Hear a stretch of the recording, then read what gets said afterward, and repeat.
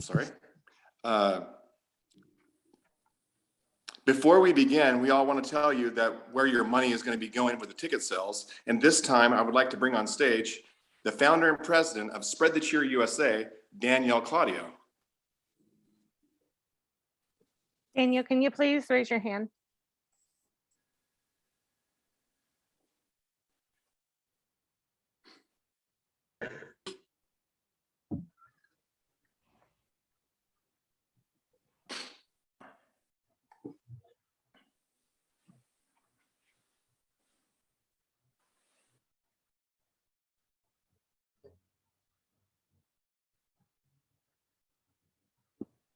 There she is.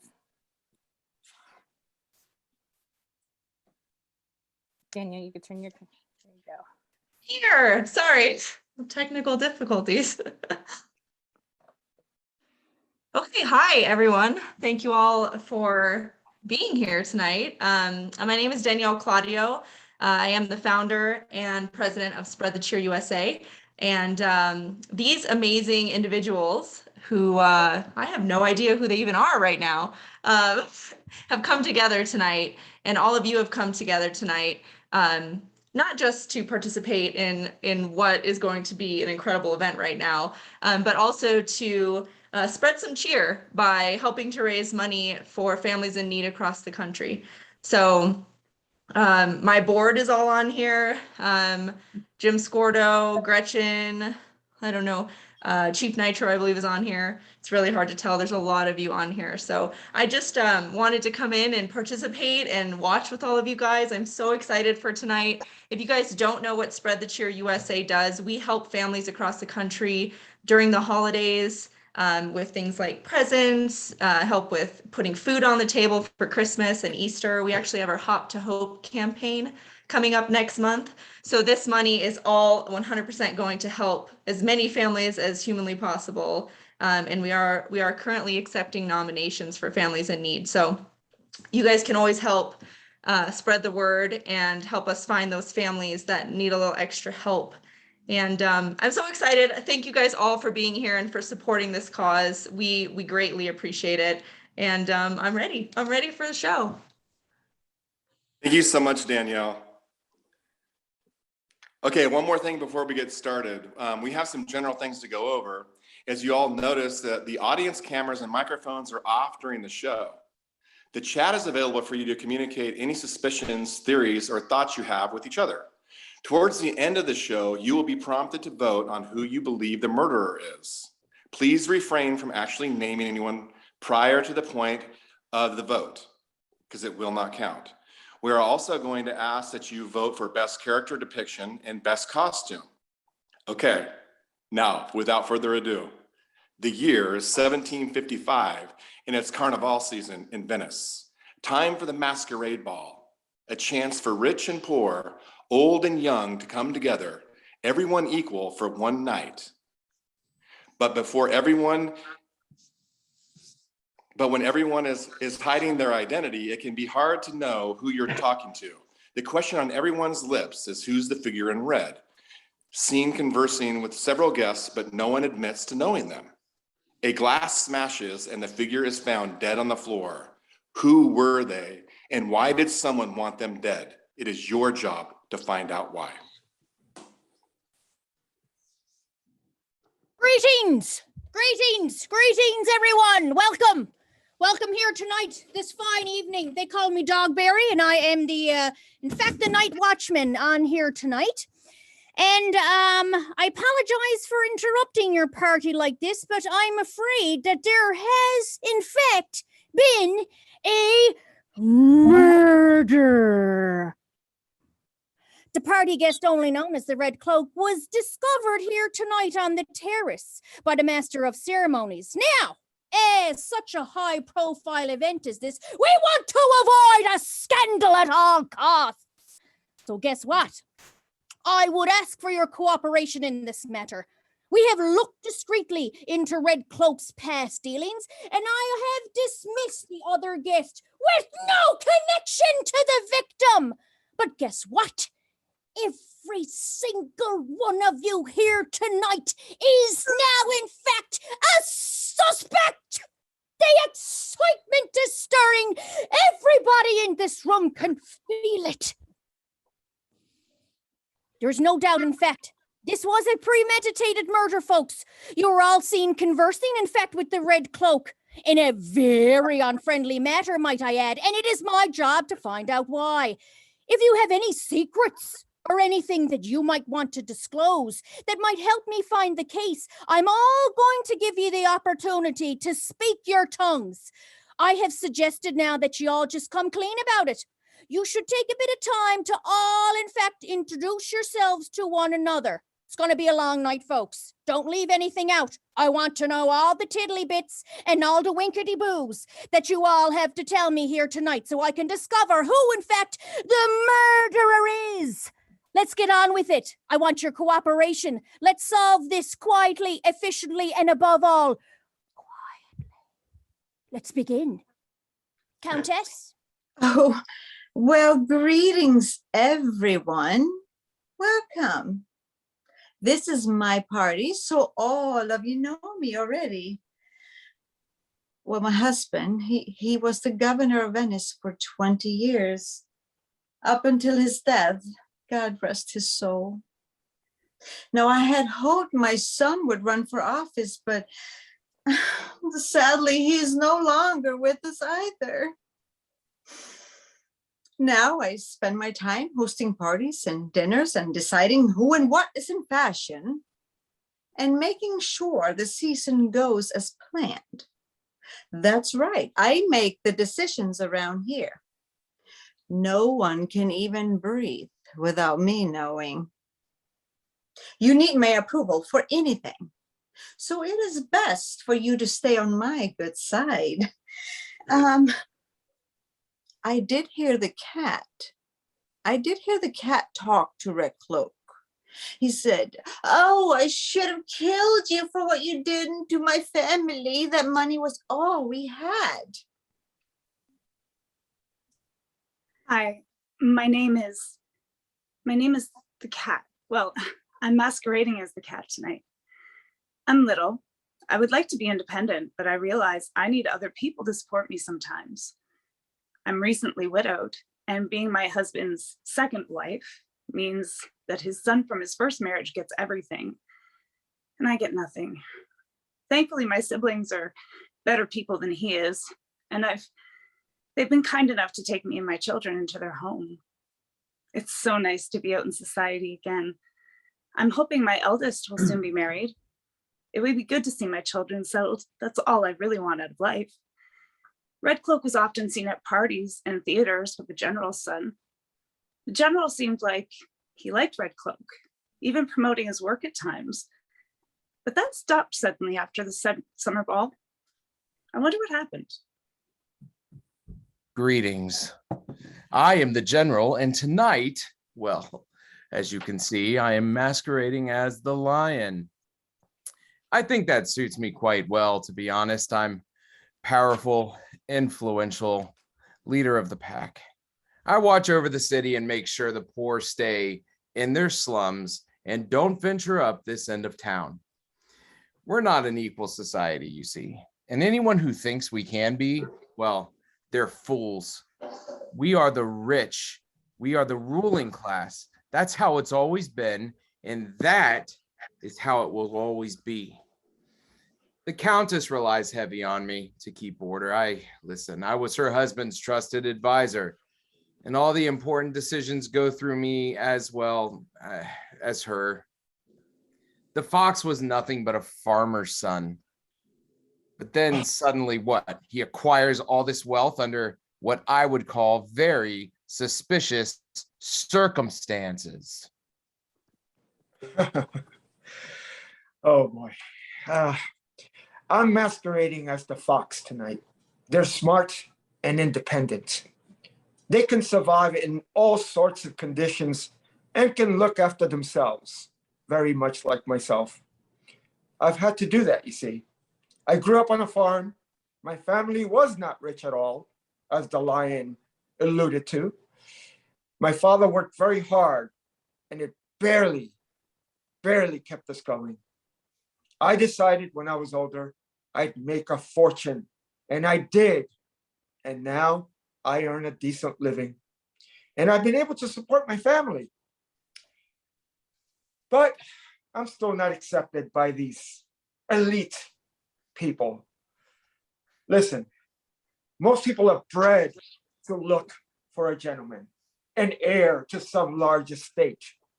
They don't look twice at a humble farmer's son who made his fortunes with hard work, not simply through inheritance. Listen, I just want someone to share my life with. I don't think that's too much to ask for. I did see Red Cloak calling on the Dragon's sister a lot last year, however, and I also saw her dancing with her at the winter ball, and then suddenly he stopped. The sister then was moved out of their other house outside of Venice, and after that, it makes me just wonder why. Ah, yes. Good evening. I'm masquerading as the dragon here tonight. I believe that represents me quite well indeed, as I'm powerful, I'm influential, I'm protective, easy to spot, as you can see, but hard to catch. Now, rumor has it that I'm the most eligible bachelor in Venice, a title I'd rather not have, quite frankly. For you see, it means women of all classes seem to think they've got some chance with me. Now, truth is, I have yet to meet a woman who I think is worthy of my precious time, and I find desperate women who try to are particularly tiresome. You see, it takes something special to get my attention, and let's be frank, no one here has that. Now, the Bluebird announced her engagement to Red Cloak at the summer ball, but for some unknown reason, it was broken off shortly thereafter. Hello all. Tonight I'm masquerading, well, as the Bluebird. I love society and parties like this one. I love making new friends. I have a lot of friends from all walks of life. Father, the general, he disapproves of many of my friends, but I think it's so much fun to take someone who has nothing and make them better, like me. I'm a bit of a matchmaker myself for other people. However, I've yet to find love for myself. I was in love once, at least I thought I was, but it turns out he was only a rake, only interested in my family's money and fortune. I'm all right, though. I'm more cautious about who I give my heart to. I have a lot of expectations from my family, and not many people would be considered good enough for the either. So my options are so limited. I think that's why I focus on finding love for other people. It's a shame that I heard that the Sparrow paid Red Cloak to accompany her to a few dances because, what, she couldn't get a date any other way? Good evening. I'm Miss Plain, Jane Plain. Tonight I'm masquerading as a sparrow. They're little, common, not ugly, but not pretty either. And no one really pays much attention to them. That's kind of like me. I'm distant relation to the Countess. Through marriage, not blood though, so I have no claim to anything. My parents were poor and couldn't take care of me, but the Countess very kindly took me in. I work as a companion. I travel with her, read to her, and do whatever she asks me. I'm very grateful for all she's done, but now I just want somebody to marry and have a home of my own, because I want someone to love me.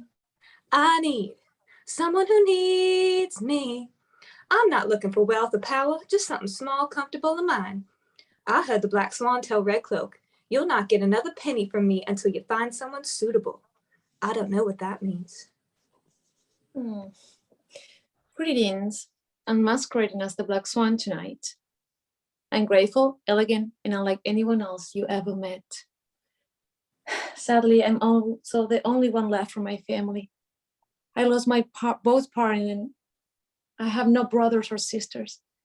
It makes it hard to get by in this world, but I got good friends and I'm still young. It won't be long until I find a suitable husband and settle in this society I've grown accustomed to. I got my eye on the dragon, or maybe the stallion. Both are very eligible young men. Their families are a little bit hard to win over though, but I never failed to make someone love me before. I'm sure I can do it again. The dove was in love with Red Cloak. They were supposed to get engaged, but it never happened. Well, hello, everyone. I'm so excited to be here because I don't get out very much. My brother, he's the dragon tonight. He's so overprotective of me. He's worried some lowlife will come and sweep me off my feet and steal my fortune. But tonight, I'm masquerading as the dove. That represents innocence, peace, and tranquility, and that fits me very well. My brother doesn't think that I'm old enough to be in society yet, but I'm already 18. I don't want to be an old maid, but I'm not allowed to choose my own life partner because they have to win my brother's approval first. And that's tough to do.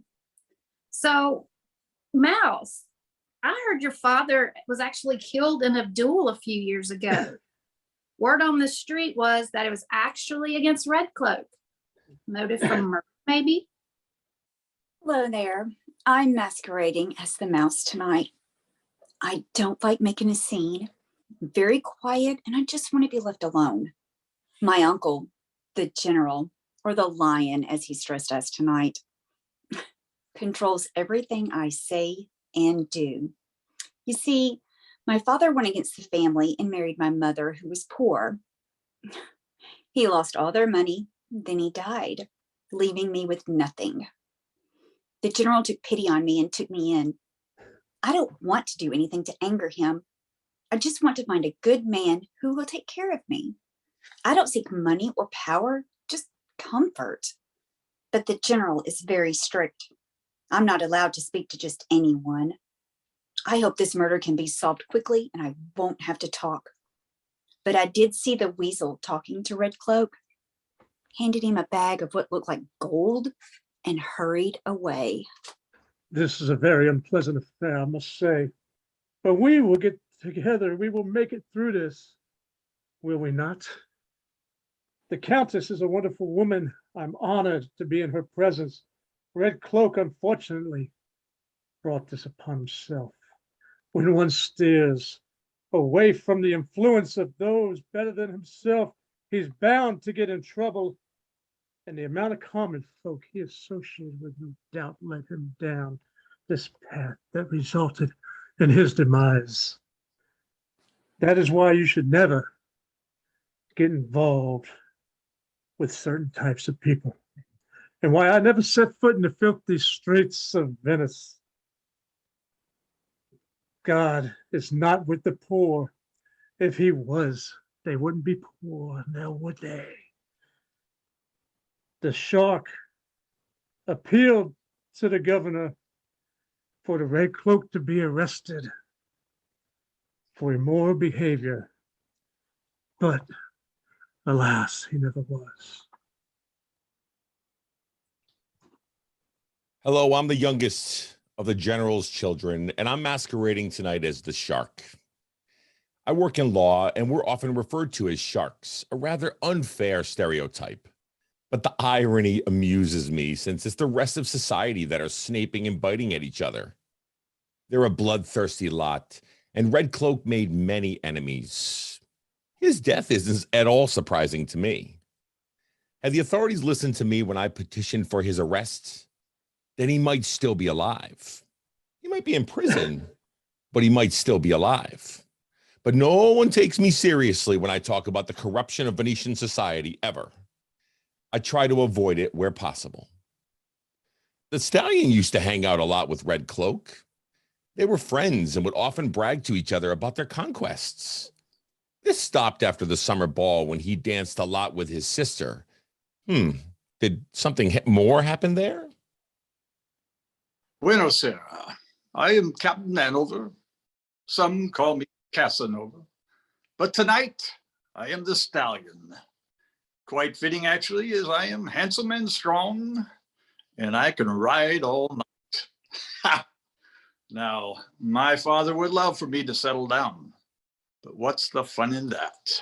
No, I enjoy the gambling and the drinking far too much.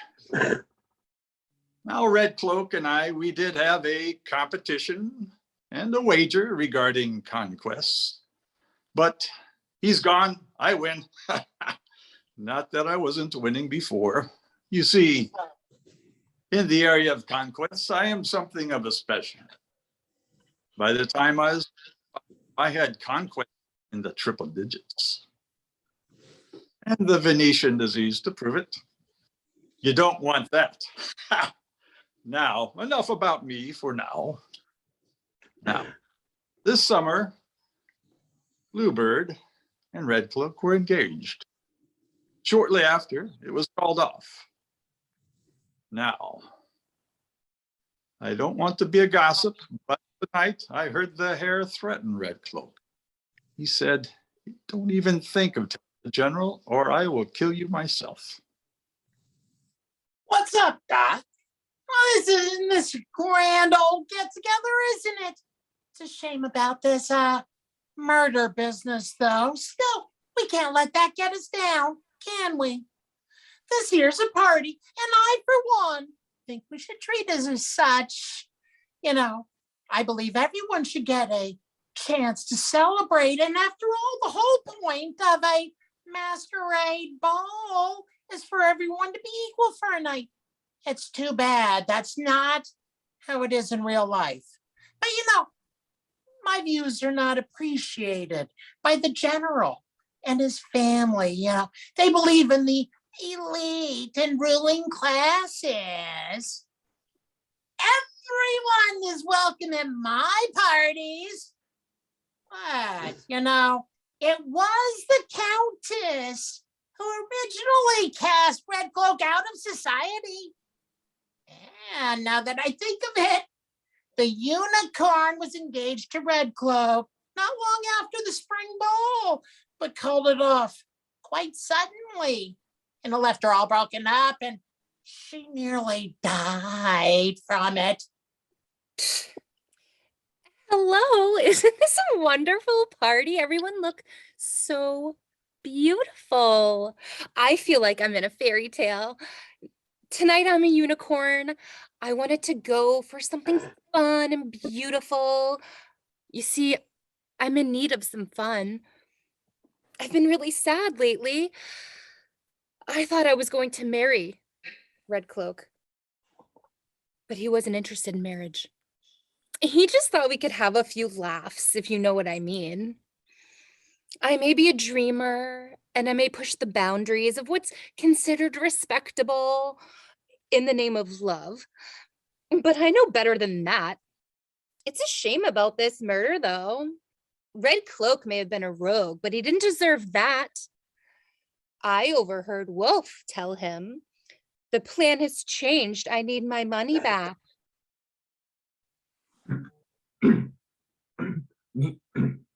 Oh, this puts a damper on events somewhat, doesn't it?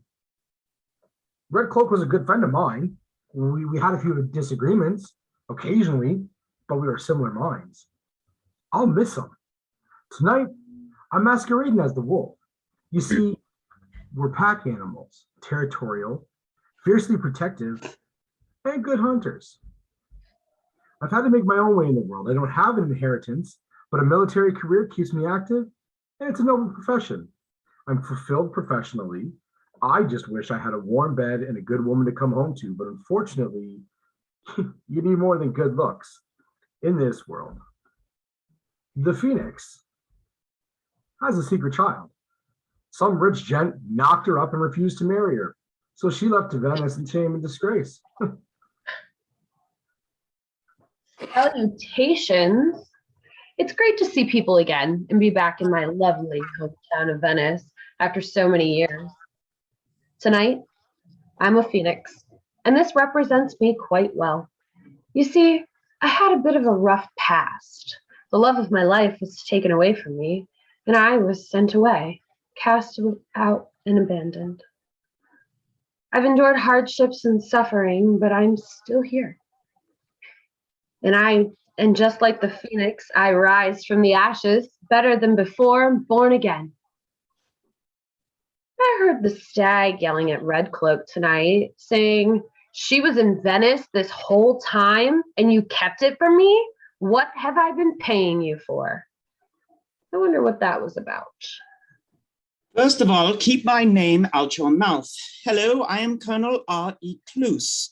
Listen, I know you've met a lot of new people here tonight, but I promise I will be the last. I fought under the general in the wars, but I am retired now. Tonight I am masquerading as the stag, gentle unless provoked, always horny, and perfectly capable of defending themselves if needed to. They're independent and would much rather wander the forest alone than attend social gatherings, but are obliged to do so every once in a while. That's rather like me.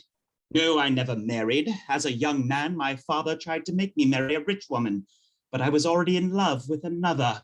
And no one would replace her in my heart, so I never did either. I wish I knew where she was now.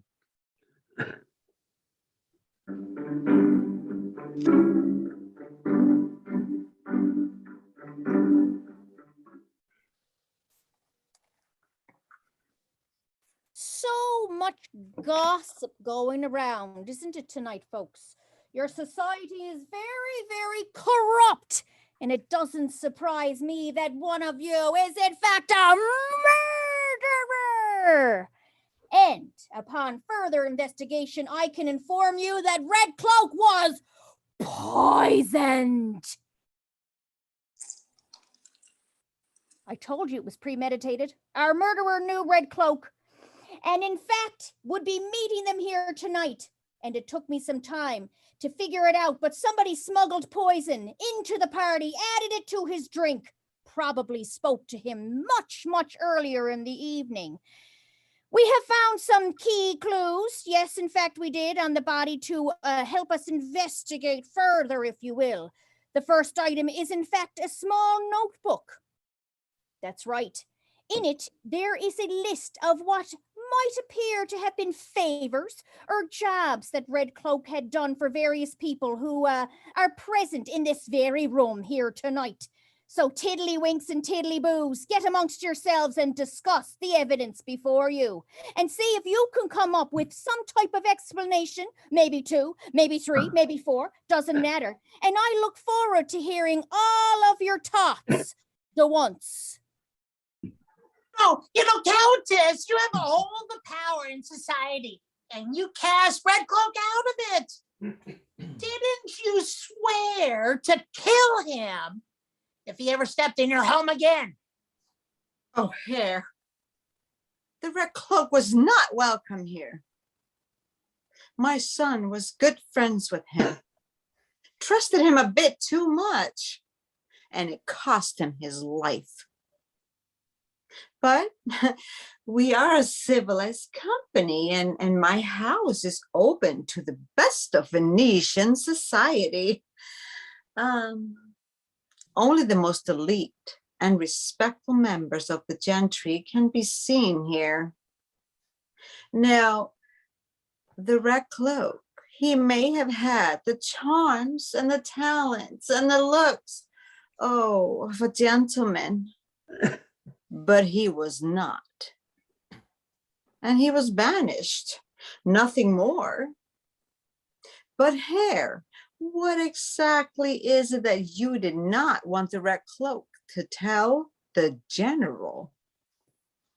It's well known that the general's family and my family don't get along. There are plenty of things that I would never want anyone to tell the general. Just as like I am sure there are many things he would not want anyone to tell me. Our biggest grievance, though, is probably the duel. My man challenged his man, and, well, the general lost. Now, Red Cloak was blackmailing me into revealing certain information. I told the general this tonight, though, so the blackmail would stop. Lion, what happened to make you quit so suddenly and publicly all of your support, and even more importantly, your funding for Red Cloak? Listen, He was a friend of my son's. I funded his artistic ventures a few times at most. He was not equal to us. Few are, but he was tolerable. He kept my son amused, and I am not one to challenge behavior. If he enjoys a good drink, maybe a card game or two, that's fine. Nor will I stop him from enjoying more carnal pleasures. There are houses you can go to for that, you know. But Red Cloak got into the habit of trying to seduce women of higher birth. Unacceptable behavior. And I withdrew my support. Plain and simple. Fox. Fox.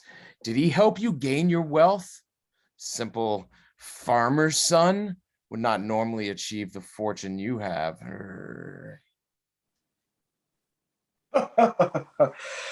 I suppose if we are to solve this case, I should come clean. My fortune was gained from some questionable investments. Red Cloak knows, or I should say knew, how to make money, and fast.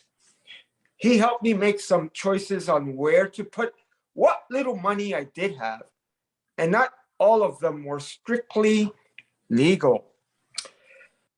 And that's how I became very wealthy. And that's all thanks to him. So he decided to try to blackmail me, threatened to reveal how I became rich.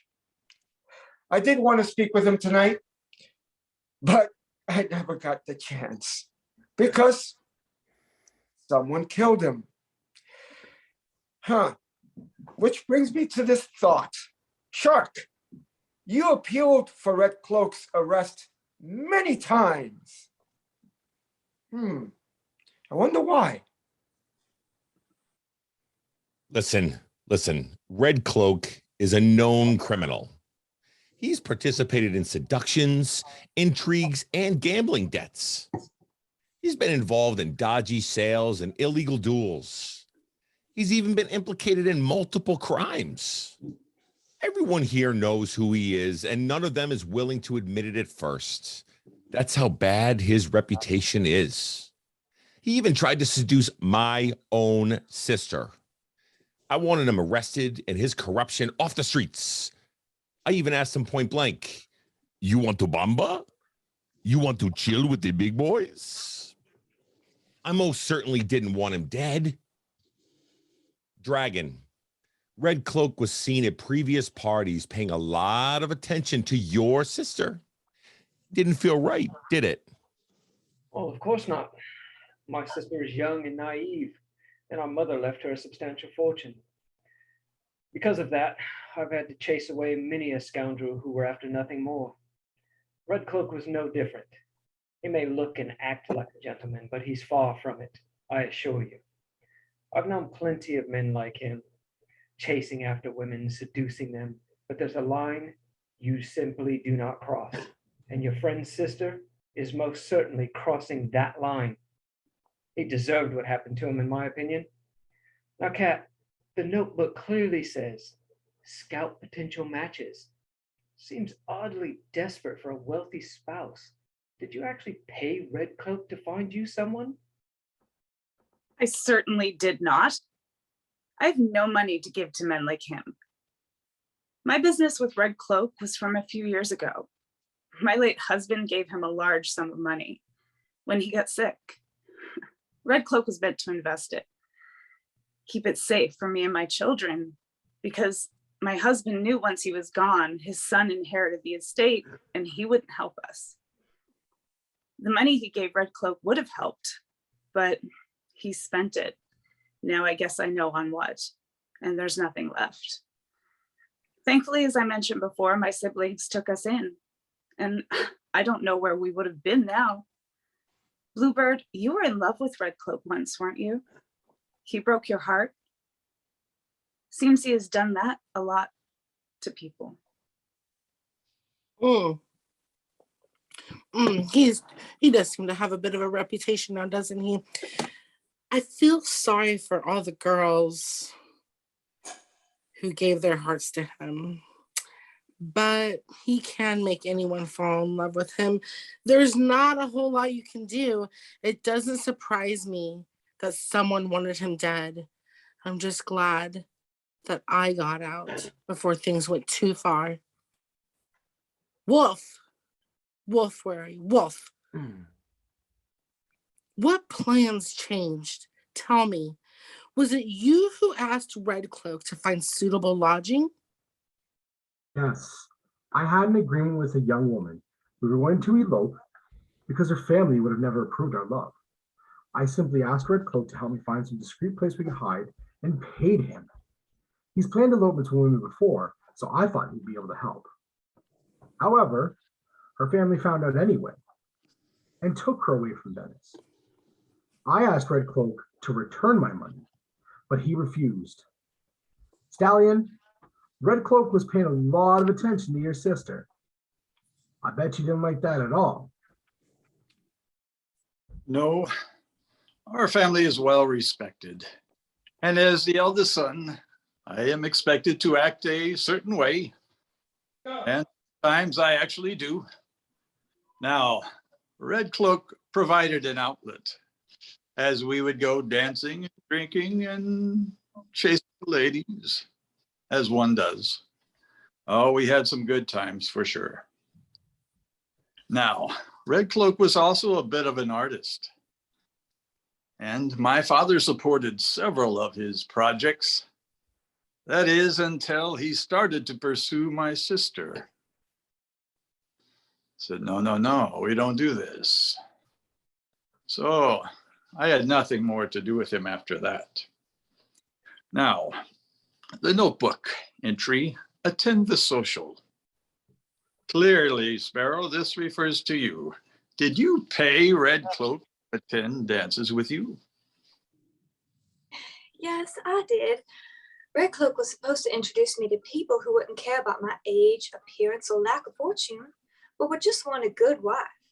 But he rarely showed up, and when he did, he paid little attention to me. He was no better than anyone else, always chasing after pretty young things with massive fortunes. I wanted to confront him tonight and get my money back, but someone killed him before I got the chance. That money's lost now, so is my hope. Black Swan, you're on the scout list. Did you hire Red Cloak to find you a spouse? A wealthy man? And what if I did? Not everyone is lucky enough to have a family to support them. I lost both my parents and my family fortune got swept away, meaning I have to make my own way in this world. Red Cloak is known for his skills at finding a mate, and I thought he could help me out, introduce me to a few people, and he did. But he got greedy when I couldn't afford his prices anymore, and he stopped helping me. And the Weasel's also on the list. Looking for your beloved, I suppose. Oh, I cannot deny that even a clergyman needs some little comfort, shall we say. When my soul is happy, stop. Holy Spirit, activate. I can help other souls feel happy also. It is also my duty to present the values of marriage to my congregation. And in order for me to achieve both of these things, I need to marry well. I see no shame in admitting that. But I don't need a man like Red Cloak to find a suitable wife for me.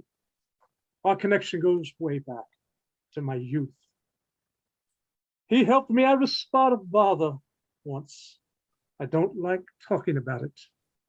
The fox, Red Cloak, had a reputation for dirty dealing. That's all we were talking about. The mouse, it says, challenged to a duel. Did you want Red Cloak to challenge someone? I say. I didn't pay Red Cloak to duel anyone, and Red Cloak was the man my father dueled. I didn't want anything to do with him. But it does make me wonder now if he may have been acting on behalf of someone else. Dove, you were in love with Red Cloak at some point. He know how to make doves cry? Yes, I did love Red Cloak, and I believe he loves me. I was young and naive, and he was so nice to me.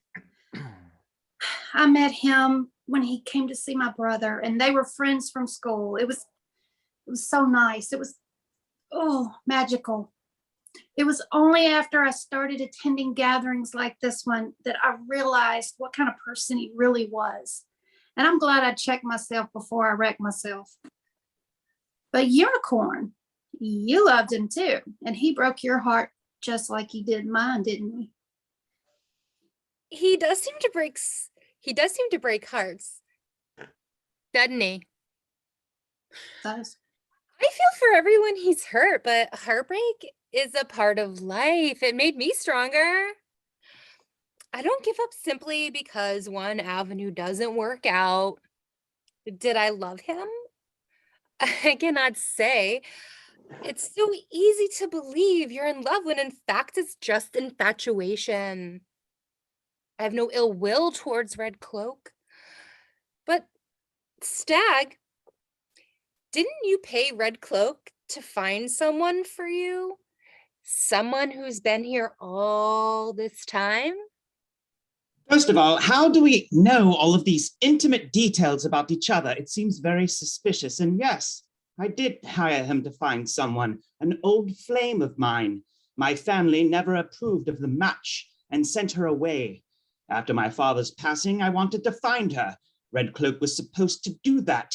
He found her right here in Venice and didn't tell me. He kept taking my money while he searched for her. Tonight I was going to confront him about it, but I never got the chance because someone killed him. Probably, definitely not me. I just hope she knows it, knows that I was searching for her. The Phoenix, rumor has it you left Venice to find an illegitimate child. Was Red Cloak the father? Shoot, I ain't never been with a baddie, and my son looks just like his daddy. You know, rumors are vicious things, and they certainly ruin reputations, which is exactly what happened. Let me set the record straight for you all. I did not leave because I had an illegitimate child. I left because I was paid to do so by my father-in-law. That's right. I was legally married. However, I wasn't considered good enough. So his father made me leave. I was young and scared. It was only later that I found out that I was pregnant. So my son is not illegitimate.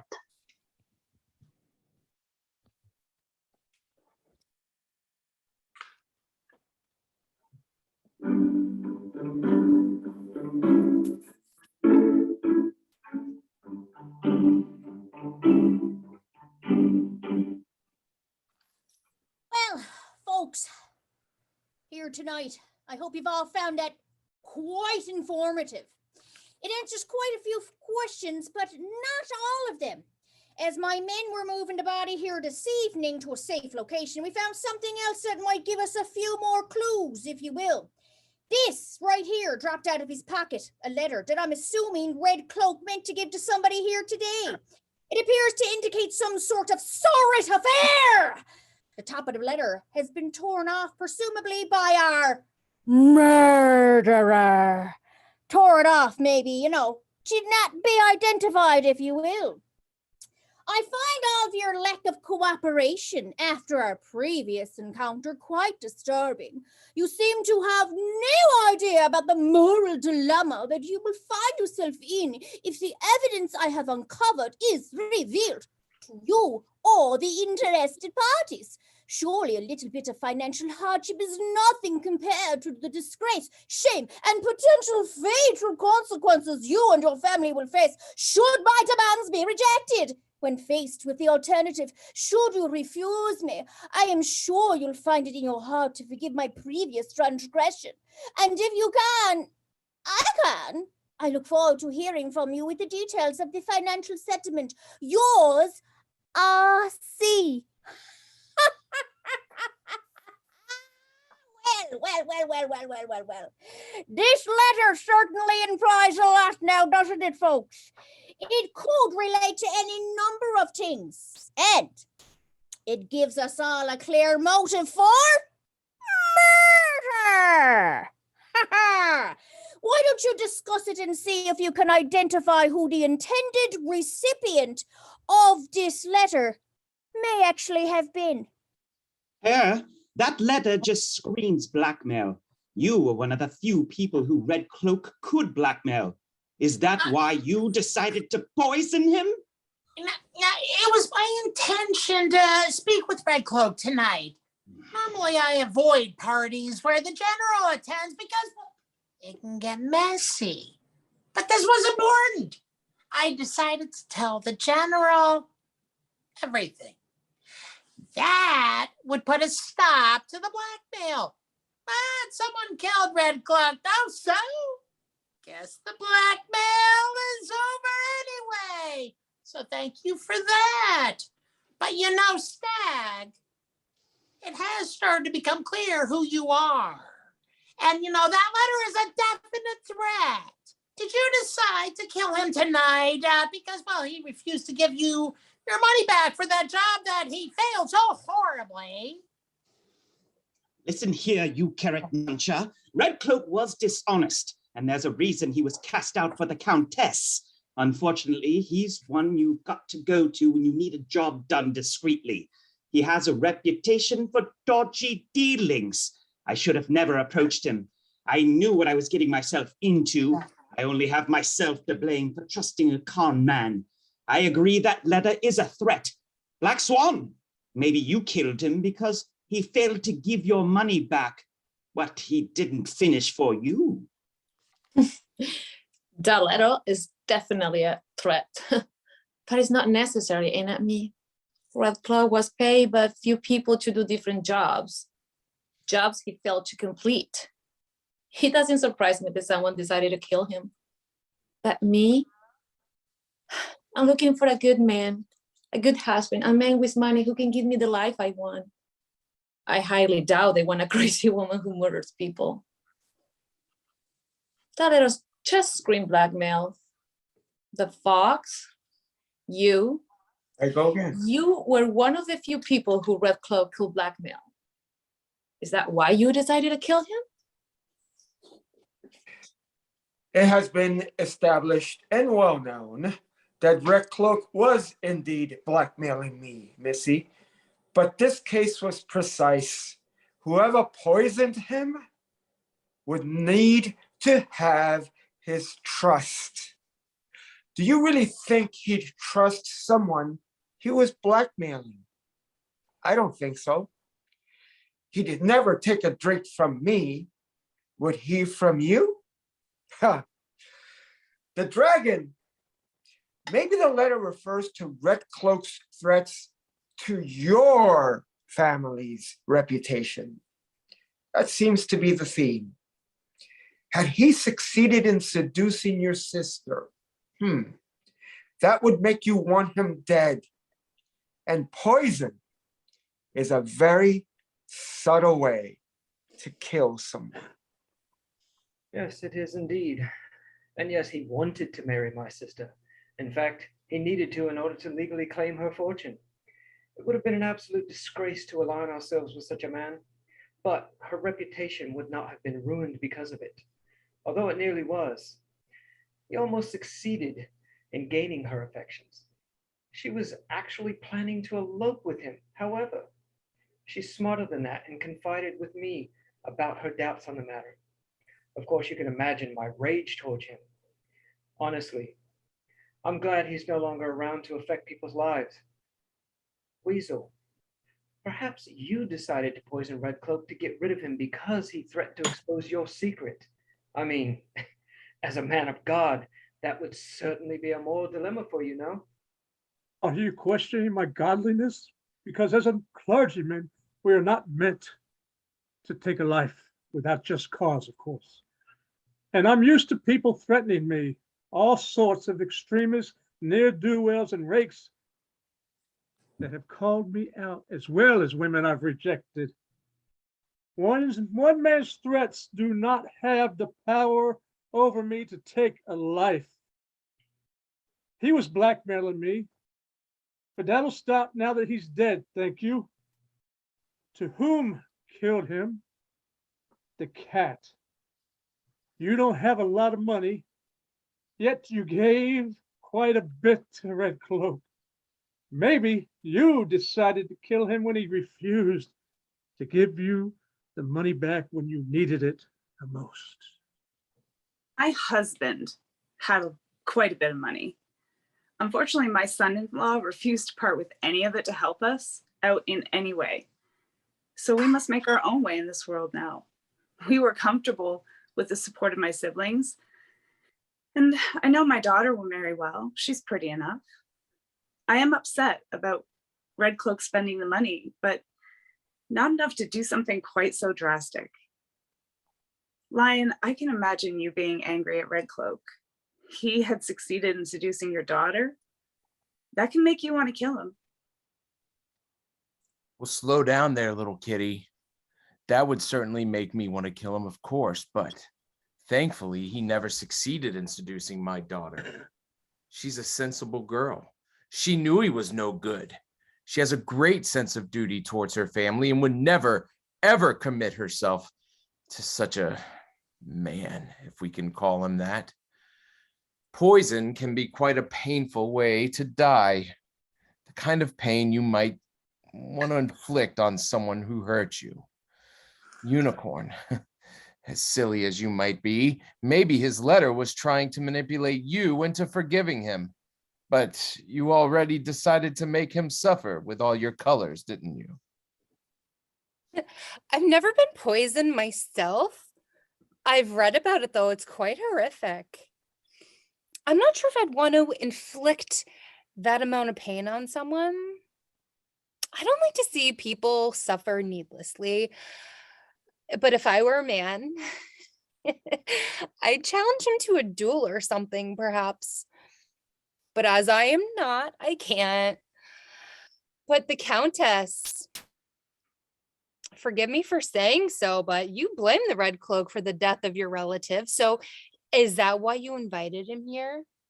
To kill him? Why poison, though? Why not challenge him to a duel? It's fair then. Oh, who would be willing to duel him? In my name? For my honor? Oh, I have no subjects. I'm not a queen, and my husband and my son, they're both dead. It is well known that the Red Cloak, well, you know, he was a master duelist. He had a fair amount of blood on his hand. But, oh, he was a clever man, though. I'm surprised poison got him. He wouldn't even take a drink from me. So it would have had to have been somebody he was close to, somebody he trusted, you know? Bluebird, I bet you that letter was assigned and written just to manipulate you into forgiving him. Your Countess Red Cloak. Well, he was always very good with his words. I can recall the day we met. I caught him staring at me, and so I asked, "What's poppin'?" And he replied, "Not much, just watching." It's how he managed to make you feel special. And he actually convinced me to elope with him and marry him in secret. My family would have never approved of that match. I think part of me always knew that, which is why I didn't go through with it. But in the end, I was hurt. But it's nothing I can't handle. I just won't fall in love so easily again. Mouse, you blame Red Cloak for the death of your father? Invited him here to poison him? A duel would have been a fair fight. Do I look like a fighter to you? I couldn't challenge anyone to a duel, nor could I pay anyone else to do it for me. I'm upset that my father was killed, but you know what men are like. They have to prove themselves, and they did it with a duel. Pistols at dawn, they always say. If it wasn't Red Cloak, someone else would have done it. Stallion, I think the letter is a threat towards you and your family. But poison's rather subtle, don't you think? Yes, poison is very subtle. You never know what's in your drink. Now, have you ever known me to be subtle? Have you seen my leather pants? No, I don't do subtle. Yes, trust me. If he had succeeded, it would have been a swift ending and not subtle, though. Now, I had no reason to kill him. However, there are plenty here who had issues with Red Cloak. Now, Dove, for instance, maybe this letter was trying to manipulate you so you would forgive him. Well, he did reach out to me several times to try to win me back. But I know what sort of man he was. And I knew my brother would never allow me to marry him. He was only interested in my money, after all. It wouldn't surprise me if he did try to trick me to win me back. He tried everything else. But Sparrow, that letter is a definite threat. Did you decide to kill him tonight because he refused to give your money back for the job he failed to complete? You just said you knew what kind of man he was. I doubt I still would have gotten it back. Men like that always threaten when they don't get what they want. It was a mistake to get involved with him. I know that now. But I was sick and tired of being invisible to everyone. I was desperate, and he knew that. He was smart, though, and careful. Look at me. Do you really think he'd trust me enough to take a drink from me? Not a chance. Shock. Maybe the letter was threatening your family's reputation and your sister. Would that make you want to kill him? Listen. Red Cloak has threatened my family before. I mean, many people have. When you are powerful and influential, people dislike it. But my family's reputation is already ruined. My eldest brother is seen to that. Red Cloak's threats could hardly cause any more damage, so killing him would be pointless. Hey, Wolf, you don't have a lot of money, yet you gave some to Red Cloak. Maybe you decided to kill him when he didn't give it back? Yes, I don't have as much money as I would like. Which reminds me, are we almost done here? I've got a top 10 battle. I could really use a couple snipers. Well, without a pay commission from the military, it's very difficult to advance beyond foot soldier. Sure, my food and lodgings were provided, and I had a small wage. Getting my money back would help my situation. But since someone killed him, I probably won't get that back now. Phoenix, you were one of the few people who Red Cloak could blackmail. Is that why you chose poison? Tried, but there was nothing he could use against me. Sure, I came back to confront him about trying to cause problems for my family and I, but I didn't even get the chance because someone killed him. My main goal now is to find my husband and introduce him to his son.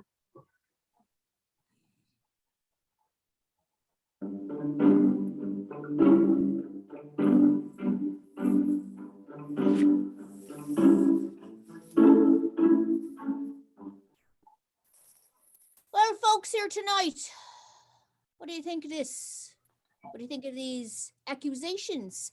Are any of you here tonight getting any closer to solving this murder?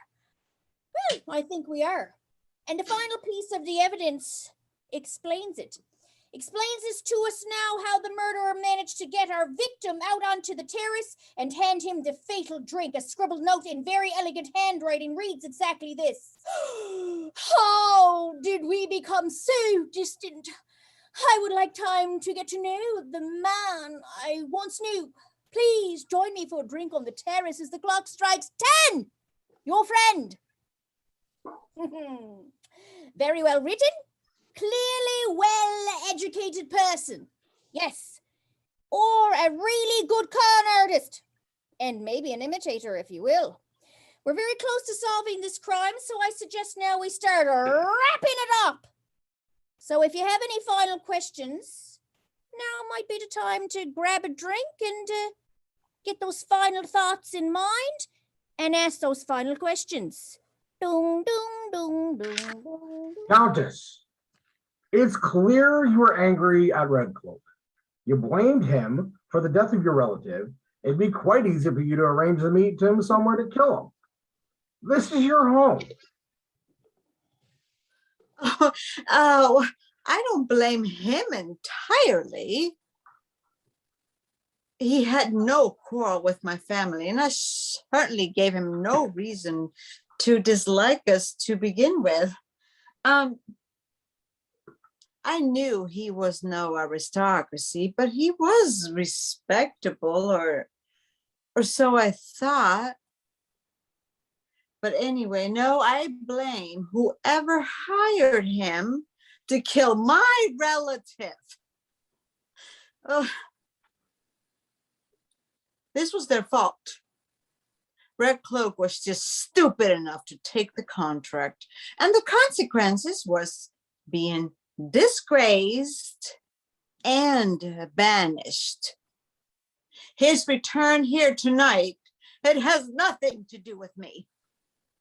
Well, if you hired Red Cloak to do a job for you, you could have just been playing nice. You wanted him to come back. Oh, did you kill him? I don't play nice with thieves. I was going to speak to Red Cloak tonight about it and see if we could reach some sort of agreement. He knew I was angry with him, though. He'd never trust me enough to take a drink from me. He was killed by someone closer to him. Dragon, just admit it. You want revenge on Red Cloak for trying to seduce your sister and nearly running out your family's reputation. You care a lot about your position in society. Did you kill Red Cloak to protect your reputation? Red Cloak was a friend of mine, yes. We went to school together. I was quite disappointed in his conduct towards my family. He had a decent fortune of his own, but he gambled it all away and then had the nerve to try and ask me for a loan. When I said no, he decided to try and manipulate my sister into marrying him so he could get his hands on hers. He's tried this with many women and made several enemies in his pursuits. Make no mistake, there are plenty who wanted him dead. Someone just got there first. A weasel. Red Cloak found out things you didn't want anyone to know about. He was obviously blackmailing you. It would make perfect sense that you'd want to kill him for that. Did you somehow trick him into meeting you here tonight? Trick him? I didn't need to trick him at all. I knew he was going to be here tonight. We'd already arranged to meet, see? The blackmail money was due, and I thought it'd be a good opportunity to talk to him about it. I gave him the money, and we were going to meet later, but someone killed him. I should ask Dogberry if my gold is still on his person. If it is not, I shall report a robbery. Bluebird, the note. It was written in elegant hand, female perhaps. They say hell hath no fury like a woman scorned. Did you plan to poison the Red Cloak tonight because he broke your heart? Do you assume it's only women who write neatly and elegant? How presumptuous. I know several men whose handwriting is even neater and prettier than mine.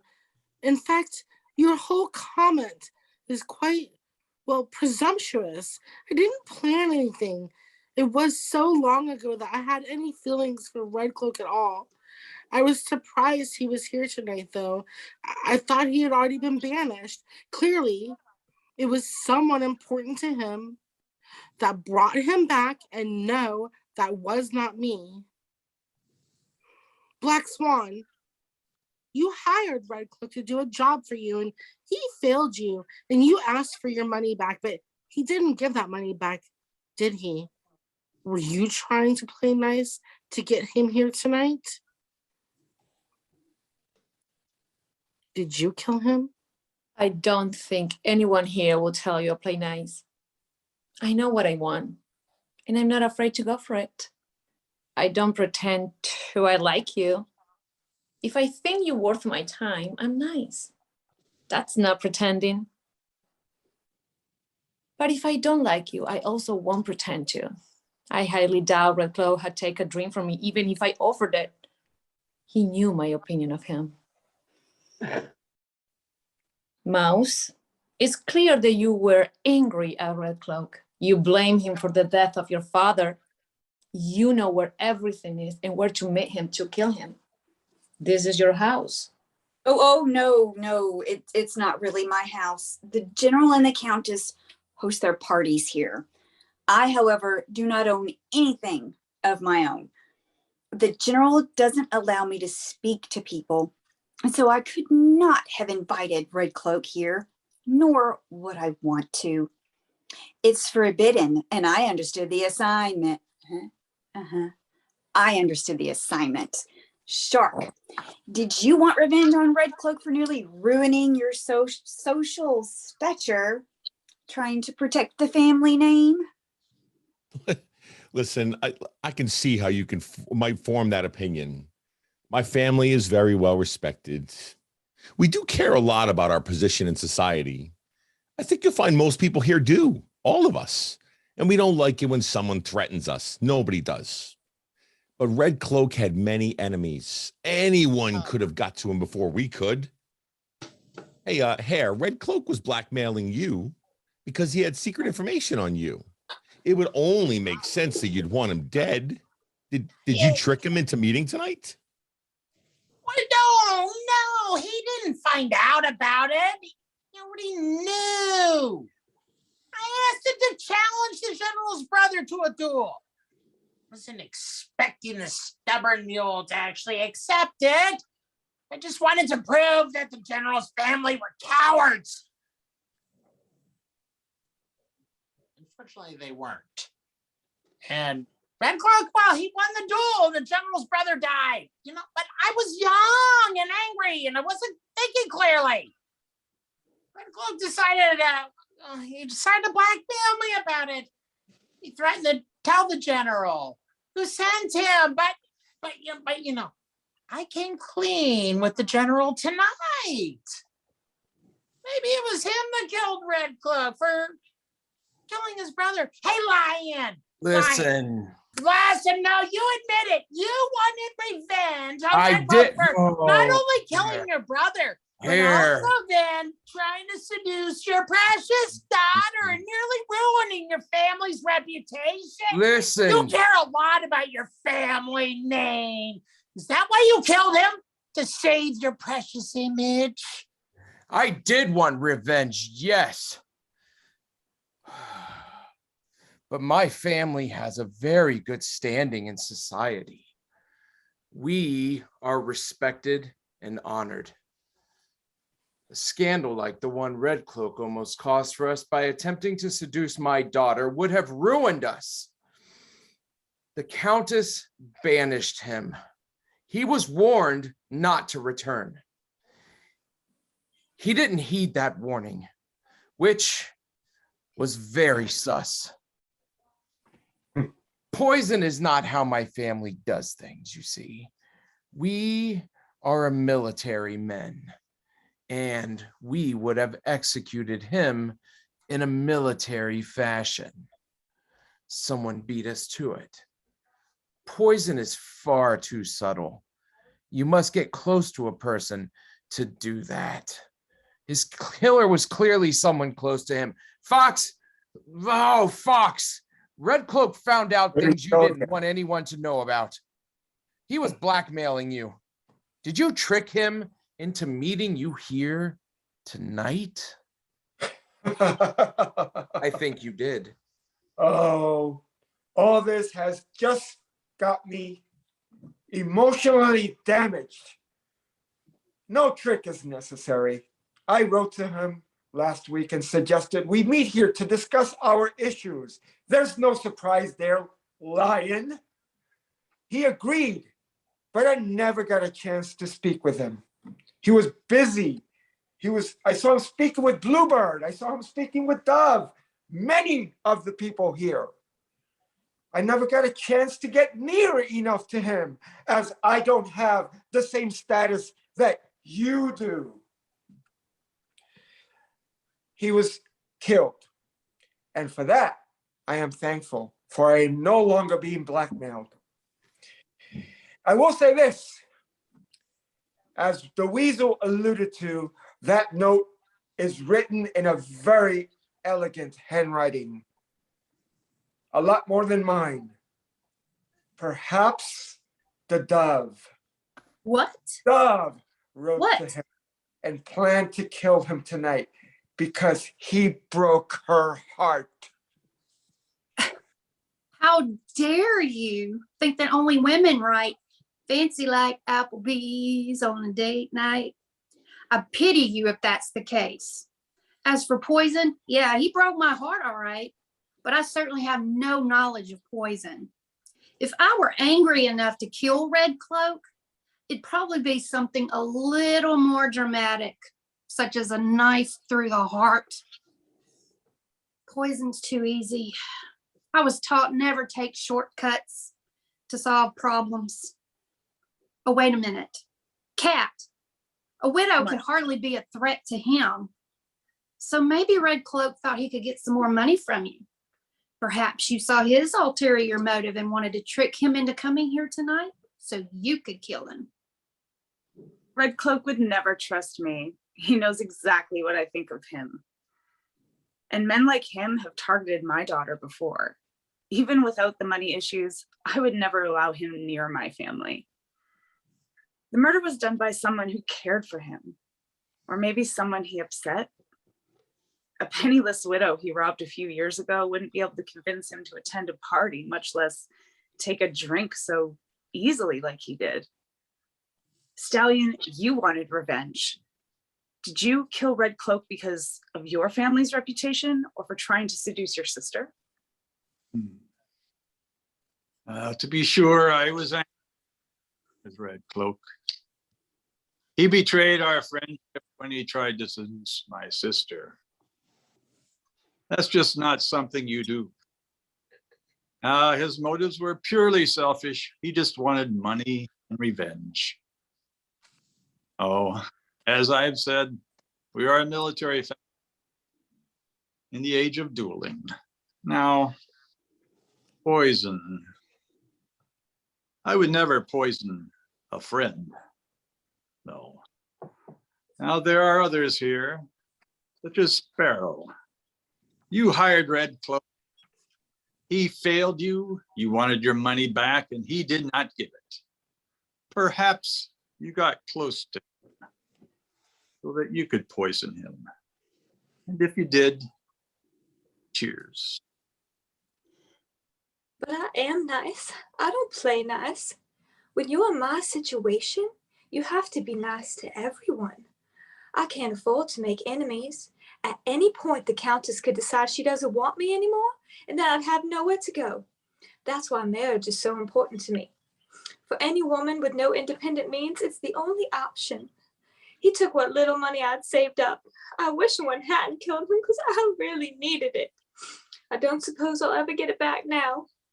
Stag, didn't Red Cloak fail to complete a job for you? You'd had enough of the blackmail, and you killed him, right? Whoa, whoa, whoa, whoa, whoa, whoa, whoa. He didn't fail at his job. He found the woman I was looking for. And let me tell you, she was pretty in the waist and super thick. But I was just thinking about finding her, and he found her quite quickly. She was in Venice. He didn't tell me that, though. He kept pretending to still be looking for her so that he could get more money out of me. And like a fool, I believed him. I didn't need to pretend to be nice, though. I tried to be polite and respectful towards everyone, even undeserving men like him. I've seen enough death in war. I wouldn't want to see any more. Phoenix, Red Cloak knew your secrets, and he was blackmailing you to keep it hidden. Did you trick him into coming here so that you could kill him? I had no idea he'd be here. I planned on approaching him when I saw him in the crowd, but he was never alone. I wasn't about to make a scene. I'd never be tricked by someone like me into anything. Whoever killed him clearly had a good relationship with him once, which I never did. Unicorn. You were close to Red Cloak at some point. What do you think about all of this?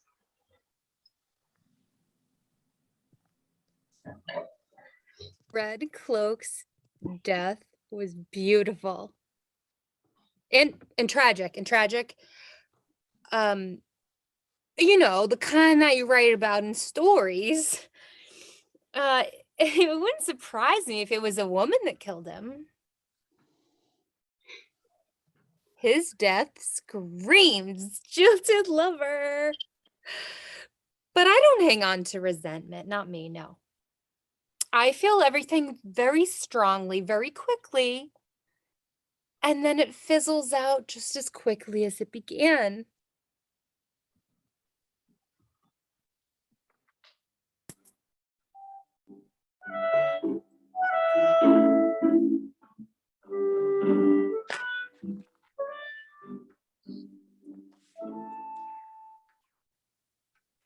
Hello, it's your esteemed host again. Maybe esteemed is an exaggeration, but okay. So what I'm gonna have you do right now is everybody stop commenting in the chat. So what we're gonna do is you're going to see a username that is LJS Creative Productions. And then after you see that comment, that's when you need to guess who the murderer is. The first person to guess who the murderer is after LJS comments will be the winner. So be looking in chat for LJS and then make your guess on who the murderer is.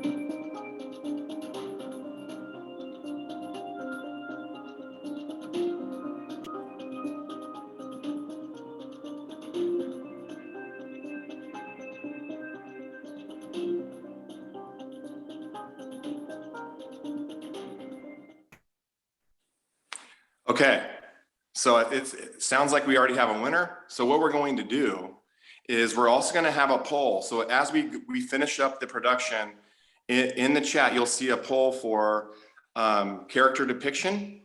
So who had the best depiction?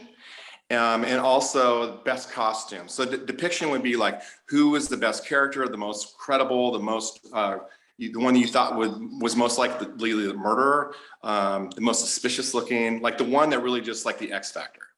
And then the costume is kind of speaks for itself. It's like, who do you feel like had the best costume in the production? And so with that being said, as that's going on in the chat, we're going to go ahead and get back to Dogberry. We're going to find out actually who the murderer is.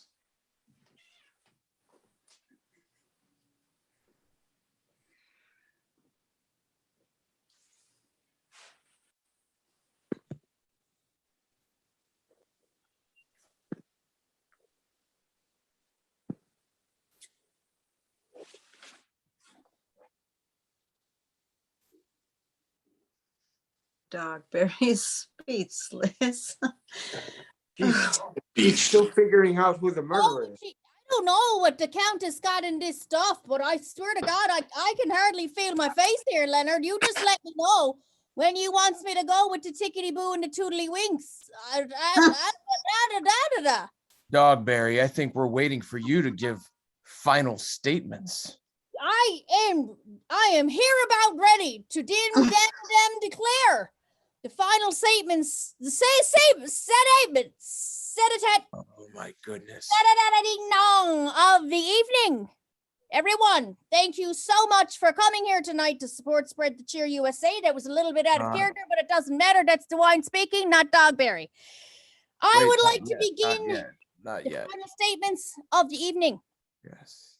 With maybe hearing from, let's say, 1, 2, 3, Oh, come on, babe, let's hear from the Countess. 5, 6, 7, 8. Oh, let's get this dog, done. I want to go Barry. home. Dogberry and Lion, listen. I have hidden my identity while I tell you that the Red Cloak had a reputation. He was trouble. He was a womanizer and a gambling drunk. Drunk all the time. It doesn't surprise me that somebody killed him. He had lots of enemies. But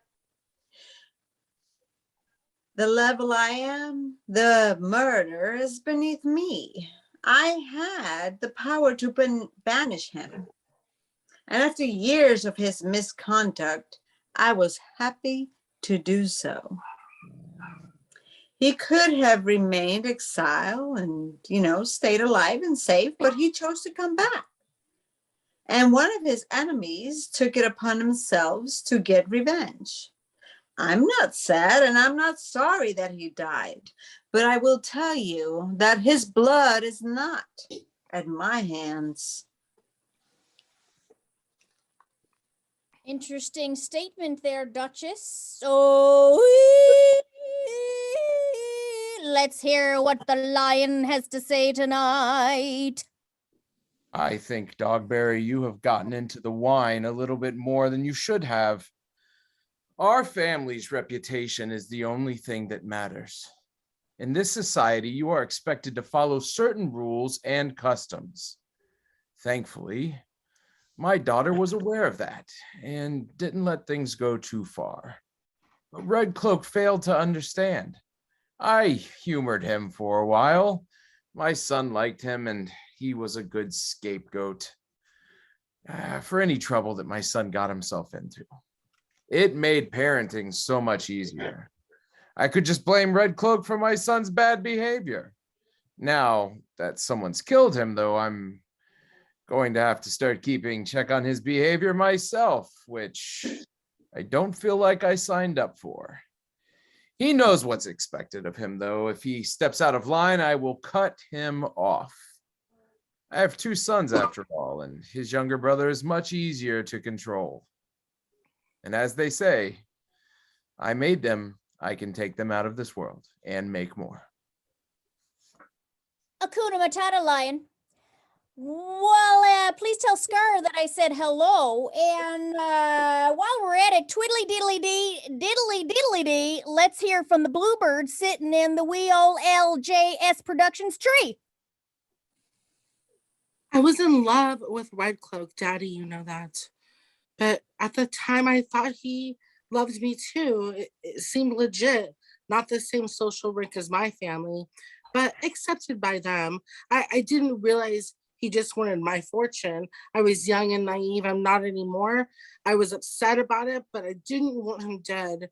I'm grateful to him, actually. He showed me what people can be like, and I'm stronger for it. That being said, I was also not sorry, nor am I surprised that someone did kill him. He made a lot of enemies, it would seem. Very interesting, Bluebird. I'd like to hear next from Stallion. Are you a savage? Are you classy? Are you bougie? Are you ratchet? Yes, I am.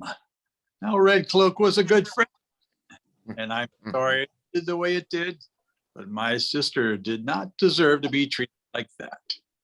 She believed he loved her, but he just wanted her money and revenge on my father. Now, as I could have killed him if I need be, but I didn't. It's a shame he turned out the way he did. We had some good times. He was talented, but he got too cocky and started thinking he was in the same class as us. Now, my father blamed him for leading me down the wrong path of gambling and drinking. But in reality, I'm as much to blame as Red Cloak.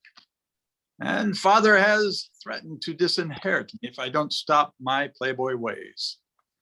Perhaps it's time to hang up the leather pants and settle down. After all, I wouldn't want my brother to get my share of the inheritance.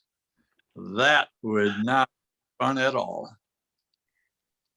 Well, just like my eyes were on your leather pants and the bulge in it here this evening, now I'd like to put my eyes on the sparrow. What do you have to say for yourself? Red Cloak used me. He took my money and did not hold his end of the bargain. He was meant to introduce me to eligible men, like that stallion, who might be open to marrying someone like me. But he flaked often. He paid more attention to wealthy young girls. He was on the hunt for himself rather than for me. I should have known better. I've spoken to the Countess and told her my desire to marry a good man who would provide a home for me. My needs are small, and she's going to help me out because she's so generous. It's not a lot, but it's enough to help me find a match. He's likely to be a merchant or a clergyman, of course. A simple life, that's all I want. How about the simple life of a night watchman, if you will? Oh, I'm sorry. We're here for a murder, not for fraternizing. I do apologize. Well, pop goes the weasel. What do you have to say for yourself in regards to this murder? Well, I tell you, Dogberry, no, I didn't kill Red Cloak. I'm a man of God, see? We don't go around taking justice into our own hands. Am I sorry he's dead? No. God forgive me, but he was not a good man. Some people are not destined to live on this earth, and I'm sure he'll get his just deserts. Now, I'm not being blackmailed anymore. I have quite a bit of money. Maybe I don't need a rich wife. A poor wife would just be as good. She'd adore me for rescuing her from poverty. She may not be quite equal to me, but she can at least make a home for me. I just need to find someone. Any takers? Peace be with you and also with you, Weasel. Natalie Portman, what do you have to say for yourself, Black Swan? What was that? I should kill everyone and escape? Sorry. The voices. I come from a good family, but unfortunately, I lost them quite young, and all our money got swept up in the system. I've been a freaking face in this society for many years. My goal, like most women, is to find a suitable husband. Red Cloak was meant to help me achieve this, but he was supposed to introduce me to a few eligible men. But then he increased his price, and I simply couldn't afford it anymore. I stopped paying him, and that's what we spoke about tonight. I terminated the contract, but not him. I had no reason to kill him. And since most men don't really like crazy women that murder people, I don't even try to, and I never will. Thank you so much, Natalie. My pleasure. If the poor sweet sparrow is not interested in a night watchman, please, sorry, I'm here for a murder, not for fraternization. Anyway, next I'd like to see what it sounds like maybe when a dove cries murder. Yeah, that's what they say, Dogberry. Red Cloak wasn't a good guy. He played with my heart and made me fall for him. He even convinced me to marry him, and I almost did, and ruined my family's reputation. Now, I was born at night, but I wasn't born last night. I was raised right and knew it was wrong to marry him. He thought me being young made me an easy target. He was so full of himself, and he was dead wrong. I mean, he was wrong. All he did was teach me a valuable lesson about certain types of men and their motives. My heart may have been broken, but I'm stronger than yesterday for it now. So I give him credit for that. I'll never make that mistake twice. I hope you don't, sweet dove. You sweet virginless lady in white of the night. Sorry, here for a murder. Listen, hair. Here, what do you have to say Oh, here about we the murder? Here we go. You know, it is true that Red Cloak was blackmailing me. Many years ago, I paid him to challenge the general's brother, to a duel. He did, and he won. And the general's brother, well, he died from his injuries. Oh, but I felt guilty ever since. When Red Cloak threatened to tell the general who sent him, I paid what he asked. I thought the general would want revenge. But, we're older now, though, and more mature. Even though our social differences, I was sure we could work things out. I came here tonight actually to speak with him directly and to come clean. We resolved our differences. So I had no reason to kill Red Cloak.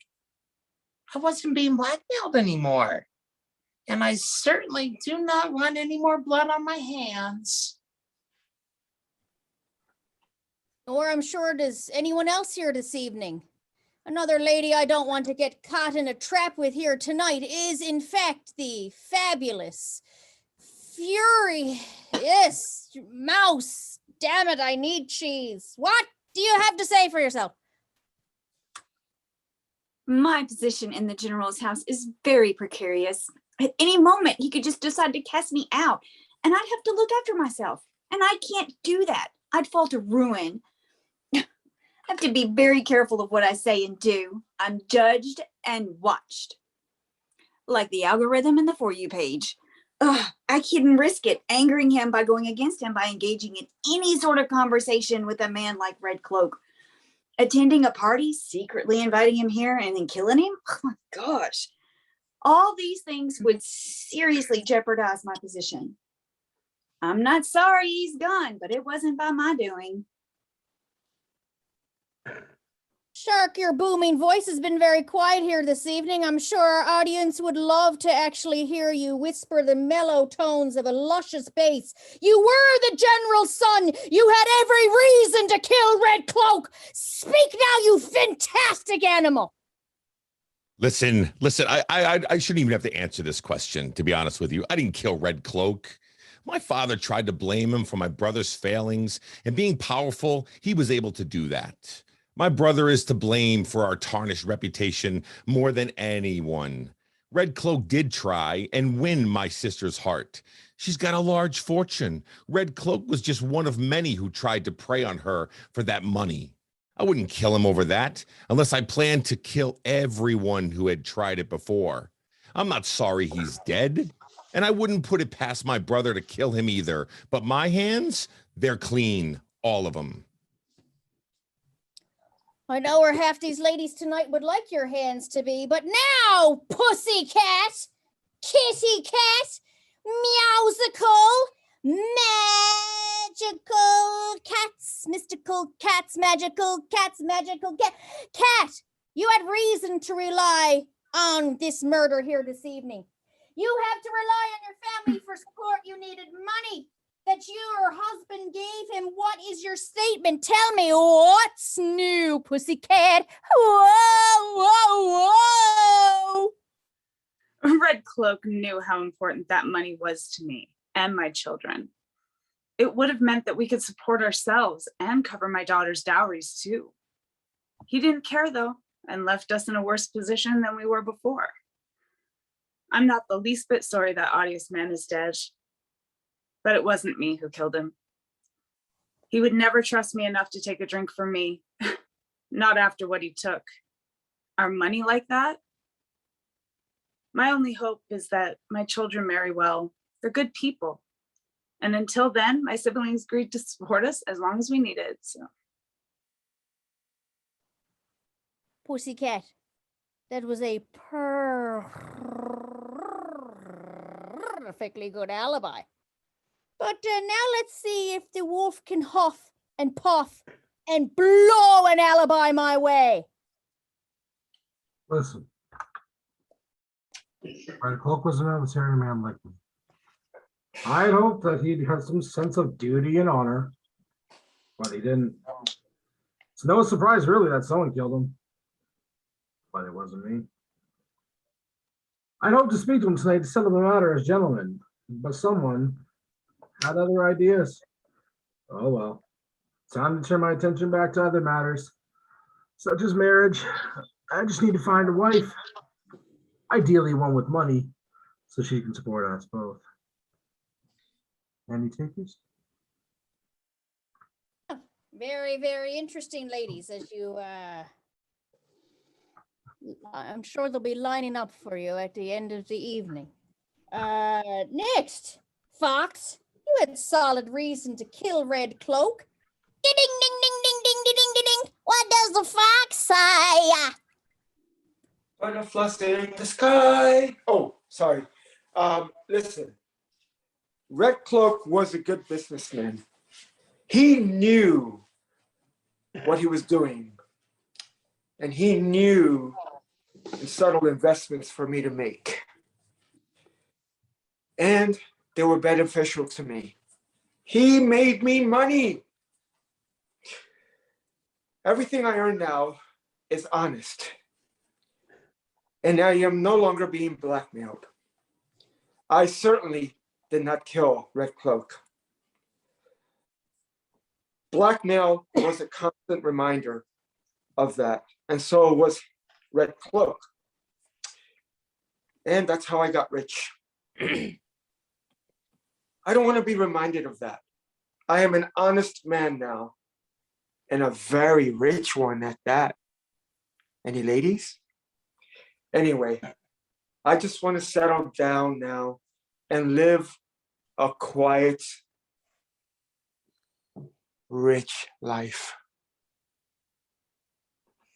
Well, happy ho.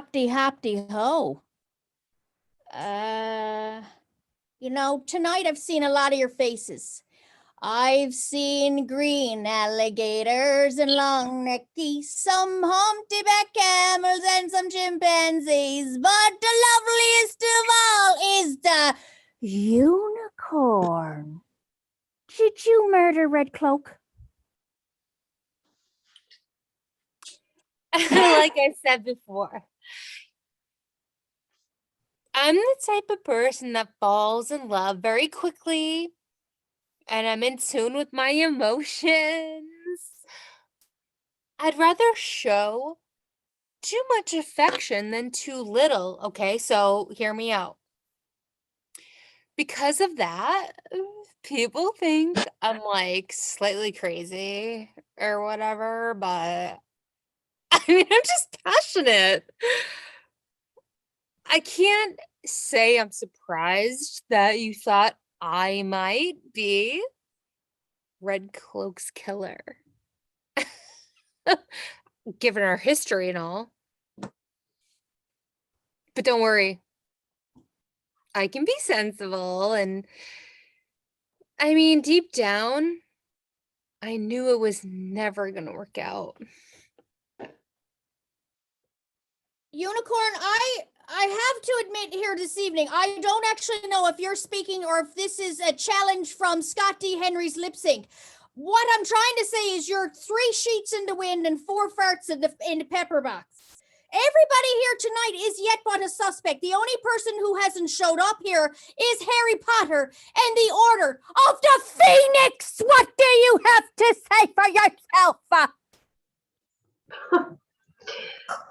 I didn't even know who Red Cloak was until he showed up on my doorstep and told me that the colonel had hired him to find me. I knew this was my husband because he always talked about joining the army to get away from family. They never approved of me. My father was a merchant, but the colonel's father expected him to marry above his station, not below. He sent me away. I received a large sum from him that would support me and make me a desirable match for someone of my class. But I was not to try and contact them again. I should have told him we were already married. But I knew if I did, they'd cut him off and his life would be miserable. So I left. And as far as Red Cloak, when he realized I had a child, he assumed, as had everyone else, that he was illegitimate and tried to use that to blackmail me. But he failed. I now know my love was looking for me, and so I came to find him. I'm actually quite grateful to Red Cloak for that information. I'm sorry he's dead. I should have liked to thank him. Very interesting, Phoenix. Just like Maria von Trapp would say, though a deer, a female deer. Next, I'd like to hear from the stag. Breaking news here on Suburban Update. Dogberry has found the wine and I did not kill Red Cloak. I had no reason to do it. You see the woman I love, she's here. I found that out tonight. He tried to keep her from me. He even tried to blackmail her. Can you believe that? He thought, as many others did, that her child was illegitimate, but he's not. We were married in a legally binding ceremony, and she conceived that night because I'm just that good. I'll never forgive my father for sending her away and keeping me from my child. If he was still alive, I'd probably want to kill him, but Red Cloak, I can almost thank him, really, for reuniting me with my love and giving me back my family. I had all but lost hope of ever finding them. Well, the hills are alive with the sound of Bambi dying, you stag. That leaves only one person here this evening. That's right, Shikarius, mother of all dragons. It leaves only you. You must be the murderer. Narius, is that you? Yes, I killed Red Cloak. His conduct towards my family was unforgivable. My sister's heart was broken. I simply could not allow him to get away with that.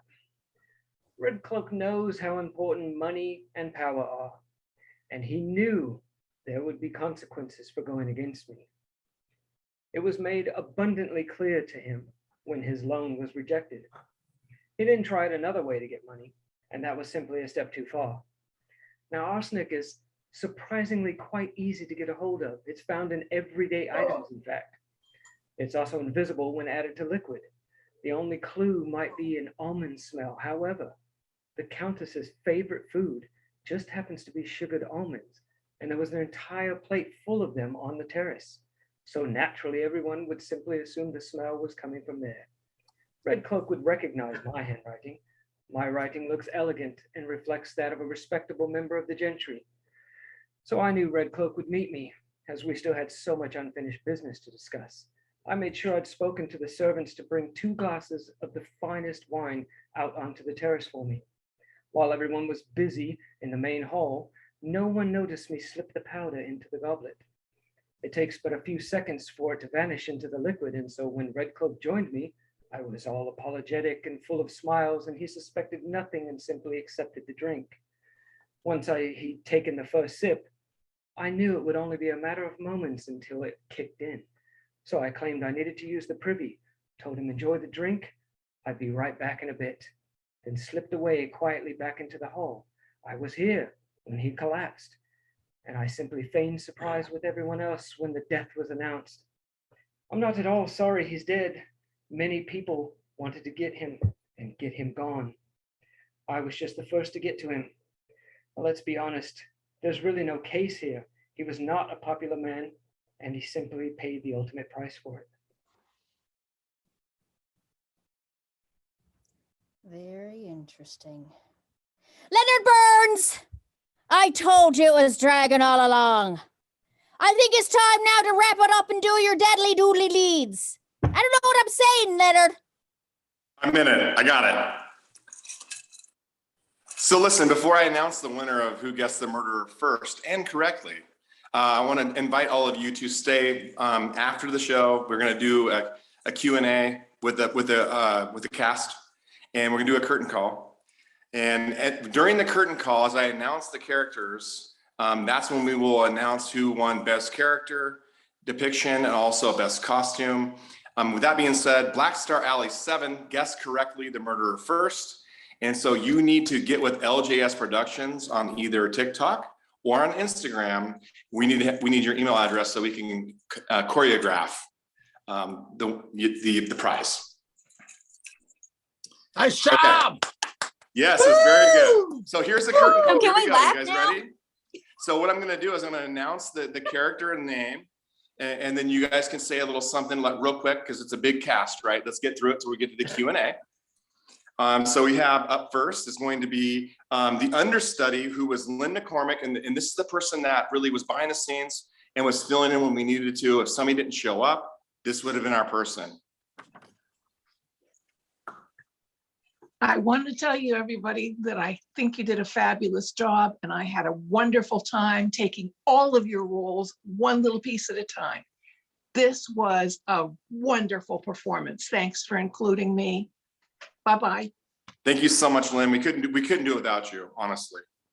Next up, we have the Bluebird, who was Deuterbug. Good evening, everybody. Much love to this cast and the production and my friends and family that came to watch. I love it. Next up, we have the cat, who is Sanda Knox. Hello, guys. Thank you so much for coming. I had a great time, and thank you to the cast. You guys are amazing. We have the dove, who is JD Dragon Tamer _ Dragon. That's okay. Hey, everybody. Thank you for coming and supporting this wonderful cause, and we love you. Awesome. Next up, we have the fox, who is Enelkuchi. Hello, everyone. Thank you for popping in. Love you guys. Have joy. Next up, we have, and this character won Best Character Depiction. And it's going to the hare, who is also known as AKA Doc Knotts. Oh, thank you all very much. No Thank surprise. Good job, Doc. You're Killed it, such a little brother. bouncing bunny. Killed it, brother. Thank you. That's a compliment. We have the stallion, who is Pond Whisperer. Hello. It was a lot of fun. Now I can take my leather pants off. Hey, come on. I'm sweaty. You're wearing We have pants? the unicorn, also AKA the TikTok handle of Champagne and Fries, which is one of my favorite IDs ever. It totally is. You know, me and you, Leonard, have been kind of like friends from OG days, which is why this is so amazing. So, honestly, I didn't realize we were gonna have a moment to say something. So it's brought upon me. I don't have a lot to say, but what I do have to say is that the last time they did one of these, I was a spectator. I was one of y'all in the chats doing the thing. I was like, oh my God, this is so much fun. And guess what? Next time I'm here and I am elated, and to be a part of this cast is nothing less of just, it's been so fun, if nothing else. And you guys are amazing humans, and I love you. And I You're will leave it great. at that. Thank you so Cheers. much. You're so sweet. Cheers. We have up next, we have the weasel, who is AKA Scott D14. Hey, everybody, just thank you all for coming out. 150 of us were able to contribute, whether we acted or whether we bought tickets. We were able to contribute to a wonderful cause, Spread the Cheer, USA Foundation, led by Danielle. And we raised a lot of money, you guys, a lot of money that's going to do a lot of good for a lot of families. That just touches my heart so much that you guys made this possible for us. I'm honored to have this be my second one that I've been a part of, and I love these guys. I'm amazed to be a part of this. I'm honored. Thank you, guys. Thank you so much, Scotty. Next up, we have the Black Swan, Janella Oliveria. Hi, everybody. Good evening. Thank you so much for showing up, for your support. We're going to be able to help a lot of families and kids in need. And thank you for giving us the opportunity and to help all of them through Spread the Cheer USA. Thank you. Love it. Next up, we have the Phoenix, who is Danny California 0613. With Danny's actually not from California. California. Thank you guys so much for coming. We really appreciate your support. Welcome to the Love it. We have the Wolf, who is Chris.Cherry.Kool-Aid. Kool-Aid. Hey, as I've listened, this is my second one, and I've never met a better group of people. I didn't think the app would do that. That's for sure. It's for a great cause, and everybody who bought tickets and was part of everything. It is just amazing. I've never been hairier too.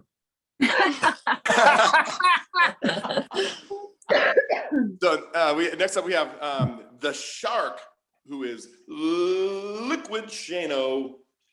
All right, so I'm gonna be quick about it, but here's the thing, right? So as everybody knows, I love giving back, and the main purpose of this was not just to have fun with some amazing people that we worked with and bringing more people in for this whole entire cast, but to give back to an amazing cause of where we're working with families and people that are in need is it warms my heart as well.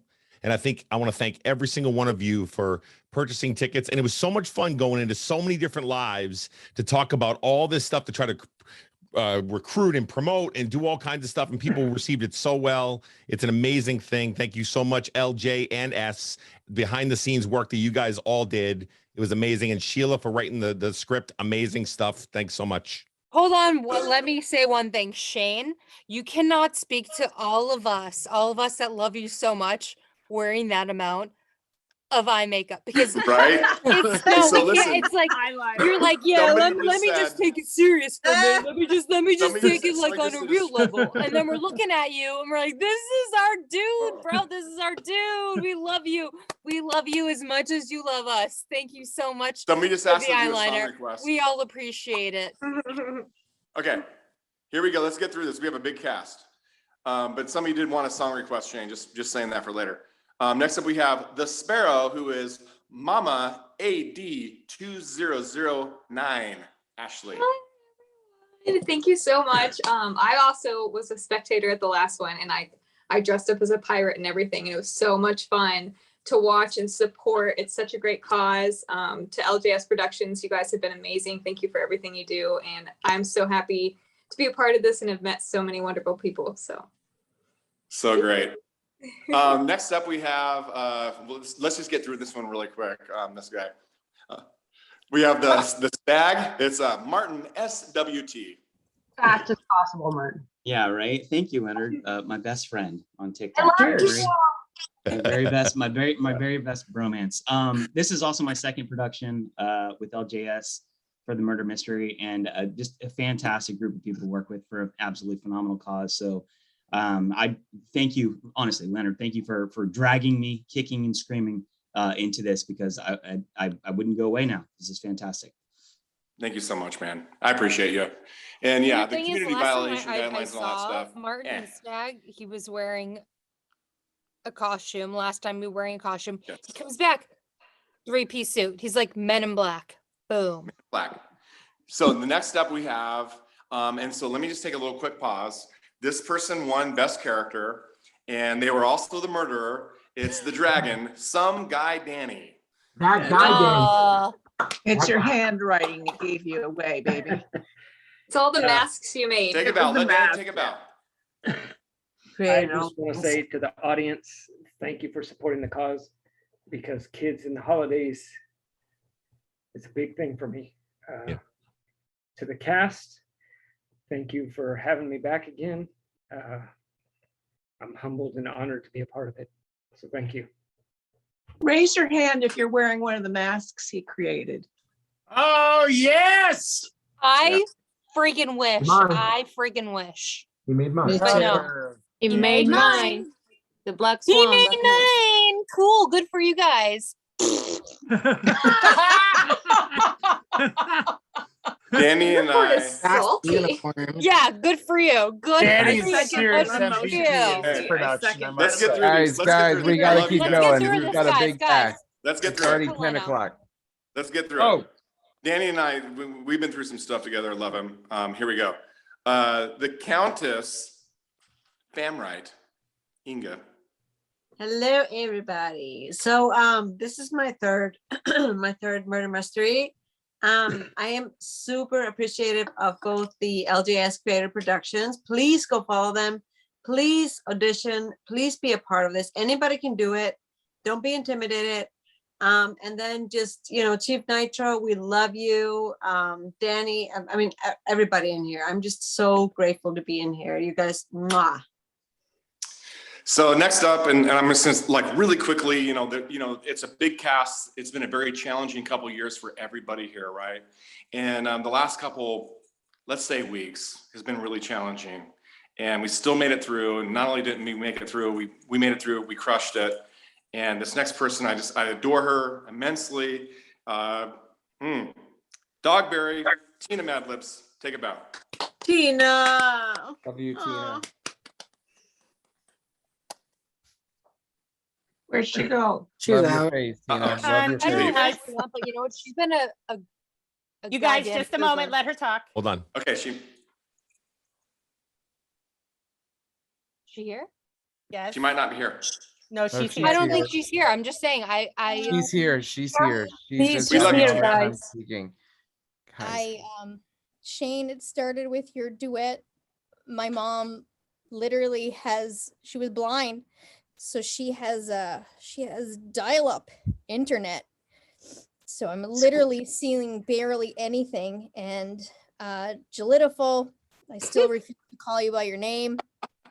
Sent me a video, and I was kind of blown away that I had I'm in Canada in my mom's house, and I had the music is not gonna play. I'm gonna be Julia Roberts, and I'm gonna stay up here for as long as I want. You guys, the distraction from coming to rehearsal with everything that was happening with my mom, I did not think she was gonna pass. I thought she was going to come home. And you guys are incredible. And Danielle and Chief Nitro, I cannot wait to see all of you guys in Vegas. I hope everyone has tickets to spread the cheer at MGM in April. I know I am so looking forward to it. I'm looking forward to the diversion, but I'm also looking forward to going to that event and helping a whole bunch of other families. I do want to give a shout out to Jill for your patience. Sweet Jesus, I don't know how you dealt with me because I didn't have a costume. I didn't have a set. I don't have, guys, I don't have a ring light. How is that even possible? I have my mother's lamp. And Danny. It's the third world ring light. I know. And Danny, your costumes were incredible. To take this journey a couple of months ago when you started making these masks, you're extraordinary. Your talent is unbelievable. And I've loved going on this journey with you as you created each and every single one of these masks. So thank you guys for having me here and just letting me get distracted for a night. And for one night, she's still my mother who made all my costumes in high school. This is her shirt. These are her glasses. These are her pants that come to my ankles. And this is my dad's. Killing it. And yes, it was actually. This is her blueberry wine. She made homemade and picked. So yes, I may be 3 sheets in the wind, but I love that I'm celebrating it with you guys. Yes. Love it. We love you. Bring that to Vegas. We love you, your Tina. face, Tina. We love you so much. Love you guys. I don't know how to keep going. Thanks, Tina. That's nice. I can tell you Last year's guys, gone. we're gonna finish this thing out. I just never imagined thinking up something like this, that it would turn into something like that. Wow, okay, hold on. The mouse and also the person that edited the script, you guys. So keep in mind, there was a lot of impromptu here. There was a lot of the character brought in by these amazing creators we have in here. But the script manipulation is our very own Sheila Renee. Hi, that's me. It was fun to write and rewrite and jumble everybody up and figure out who was related to who and everything. I'm pretty sure many are walking away going, I still don't know. But anyway, it was fun. And I am so thankful for each and every one of the cast members, all the effort and all of the costumes and the masks are just unbelievable. And everyone's individual input of everything that you put into making something virtual reality, almost, so real, and that's really all. And Tina, if you will allow, I can't wait to hug you in Vegas. I can't wait. Okay. Okay. Thank you so much. And so the next person we have up, and when we talk about LJS, we're really talking, well, when it first started, now it's everybody, right? But the S started off being Scott Tabor Time, the Lion, the General. He was the original S, and then it kind of like, it's a plural, it's like two S's with Sheila and Scott. So the General, Scott Tabor Time, take it back. Thank you guys. Appreciate y'all. Danny, I can't with this mask. Right. Let me just real quick. The inside, I mean, the comfort level, this thing is just out of hand. But thank you all so much. I mean, for this being our third production. We've actually done 4, but that was counting an encore that we had done. But our third actual production, this grew in size dramatically. I also want to thank Jill and Leonard and Sheila for sure for stepping up and allowing me to act this time, because the last couple of times I've been very much behind the scenes just as the host. So Leonard had some things going on this time, so he switched roles with me. I was able to jump into an acting role, and Sheila, once again, you killed it with the script, and Jill, we would all be sunk without you. So yes, Jill, we would always absolutely. Let LeBron know that Scott Tabor brought me into this. So yeah, it's my fault. Awful, or if I was great. My fault. No, you're amazing. My fault I brought her in. Scott Tabor, I'm so clearly I was the star of the show. I mean, Clearly. I mean, Wait, hold on. Dogberry Hill. You are Dogberry so Hill. I mean, it's fun. Guys, this is my time to talk. Stop talking. No, it's not. It's not. We still have to get through this. We're gonna mute you in a second, Not just like we your did time. last time. But it's out of love. It's muting out of love. You guys see we have to put up with all these amazing characters, and when you have all this amazing energy and personalities, it's really. And so here's how we go into this next part.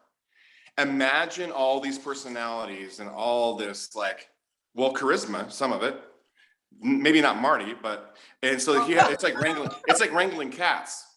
And so the person that's like the momager, she's the person like keeps it all, it's the glue that kind of keeps it all together. I mean, honestly, when I came up with the idea, I knew that I wouldn't be, because I can't have no follow through. I knew that I was going to have to have somebody that could do it, who's going to follow through with this kind of thing. And it's Jill. Delightful, or I don't know how Tina says it. Delightful. So Jill, take your bow. Thank you so much. You're amazing. So we all need to. And she's our director, lights and sound. Recognize the Jill. The Jill. Okay, the Jill is talking. Thank you, everybody. Thank you, Delightful. Good luck getting them to shut up, Jill. Thank you, Stacy. Real. Yes, thank you. And then, so our announcer and our host of the evening, and the one, yes, who made this brainchild and thought of this type of event is the L in LJS, Leonard Burns 6. Leonard. Cheers, I love you guys. Leonard. I could never imagine it would ever turn out to be anything like this. In a pipe dream, the three of us talked about raising money for a good cause. We never in a million years thought that we'd be flying to Nashville and donating $1,000 to spread the cheer last year. Yeah. And here we are doing it again. And I can't wait to see everybody that can make it to Vegas. And if you can't, I can't wait to see you in person someday. And thank you so much. You guys all killed it. You guys are all heroes to me. Okay, so before Leonard, just a moment, Leonard, everybody. hug I it need in. everybody. Just a moment. I'm Leonard, sorry. just I hug it in. apologize. I'm Leonard, gonna hug mute. it in. Yes, everybody make a hug real fast, but I need Hug to. it in, Leonard. All right. He's gonna mute all of Everybody's us in a giving a minute. Guys, give let a look. Jill speak. Jill. All right, Go. so listen, before I open it up for the Q&A, I did want to say something really fast. I want to say to the audience, thank you very much for your support for tonight's performance, and whether you bought a ticket or you won a ticket, for all those proceeds are going to a great cause, and thank you so much for that and for your participation. Thank you for hanging out with us through the mishaps and that you may not even notice. And congratulations to our audience member that correctly guessed the guilty person. And to the cast and crew of the Masquerade Mystery, thank you for all your time you had spent in rehearsals, all the content pushing out, taking all my direction. Thank you for this incredible night with your performance and work. You impacted the entire audience of people and helped in raising money for Spread the Cheer USA, where they will also be impacting families during the holidays. You made us laugh, you made us cry, maybe, and you made us think. You helped us escape our world and enter into the world of mystery and suspense, even if it was for a brief moment. I know it felt intimidating at first and probably wasn't easy, but who knows what kind of day you had before tonight. Maybe your job was stressing you, or maybe your personal life was crumbling around you. But when the Zoom audience gates opened and you left all of that behind, you became the character, and they believed every second of it. You may never know what your performance did for some tonight. You may have inspired an audience member to want to join us for our next one. Auditions are always open. Some of you have families and friends here, and I know they couldn't be prouder of you. And maybe you felt that you didn't give 100%. There were things that didn't go as planned, or you may be doubting your talents right now, but maybe you're thinking that it was for and maybe you're even thinking that this is your last show, and I hope that is not the case. But remember, at the end of the day, you got in front of the camera in the first place, and you succeeded in doing everything that only a few can say that you've done. You performed, we clapped, we're ending the show, but sometimes applause is not simply enough, which is why I had to write this ahead of time, and why we may never forget tonight's performance. The best part is we're doing it again soon, and I love you guys. Thank you, Jill. Oh my God. I love you more. Are Cheers. you kidding me? Bravo. I didn't know you had this going, girl. Wait, we're doing this again soon? I'm not She crying. is You're the crying. heart. She's Okay, the let's heart. open it up. Open it up. Let's go. Let's open it up. Jill, make sure but the All right, audience so- needs to know they need to raise their hands. Yes, I was just gonna say that. So there is a raise hand function you'll have to use in order to be able to talk with our cast, and I'm gonna go in order. That was beautiful, Jill. Guys, Thank can you. I? Yeah. My All right. You guys are killing Let's me. open So it when up he's done for the talking, audience. I want to point out real quick. Audience. I'm And saying. you do not have to open up your camera if you do not want to, but I will ask you to unmute. But the hair Larissa? said earlier, our friend Mark Minton, the hair. He said to us earlier. He sent a. I'm sorry. I'm gonna try and make this. I'm You don't drunk. know how to Sorry. make them short, darling. Just keep talking. Hey, Stacey, I'm gonna have you raise your hand so I can put you in a queue. Can I say something real quick? No, the Hand hand in the function. queue. Hand in the queue. All right, Larissa. Wrong place. This Wrong needs to place. stop being about us and let the guests and audience ask Yes. questions. I Larissa, love all you of have you to that I hit acted with, but Absolutely. it's time to This let is them their have time. their time. Yeah. Larissa. I just wanted to say that this was the most amazing thing I've seen. I was at the last performance too, and they blew me away. I want to be in the next one. Tina, I am so glad you came into this performance. You are my favorite TikToker by far. I love your face, and Danny too. And I just, it's just amazing. And I wanted to ask, how it's just, it was so amazing. How did you guys keep from laughing during this whole thing. And we were rowdy as hell during That was rehearsal. almost That's fun. all. Yeah, I practice. did. Laugh. Can I actually? I'd like to say it's because we rehearsed numerous times and we've already got the laughing out, Yeah. Well, most of and we us. knew what to expect, kind of from Tina. Yeah, most My of us did, camera was Leonard. turned off, so I was safe. I could laugh at all the stuff you guys cooked up. I think Because we we laughed a lot during. I the think we knew about practices. I think we knew about 10% of what to expect from Tina. Yes. Yeah. And the rest of us were walking off screen trying not to laugh so loud that you could hear us. So I stepped on my cat at one point. I don't know if anybody heard the. no, I thought that was part of That your- would have been your appropriate, I thought that was the cat, just like. right? It was appropriate. Mama Dick, Jennifer. Hey. Comedy. Hey guys, I don't know if you can hear me or not. Yes. I just wanted to say I love every single one of you. That I had an amazing time, and thank you to Liquid Shano for the free ticket.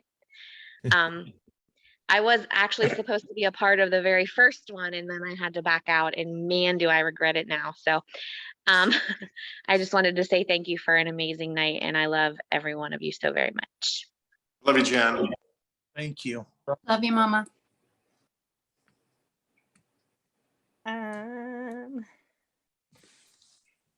Josh, Brando. And you guys are able to start your camera if you want to. Everybody, can they unmute themselves? and Oh, start it's their time out, camera? Josh. I didn't know the What's last up, name. dude? Wait, who's this guy? Hold on, time out. What's up, dude? What's up? I know this guy.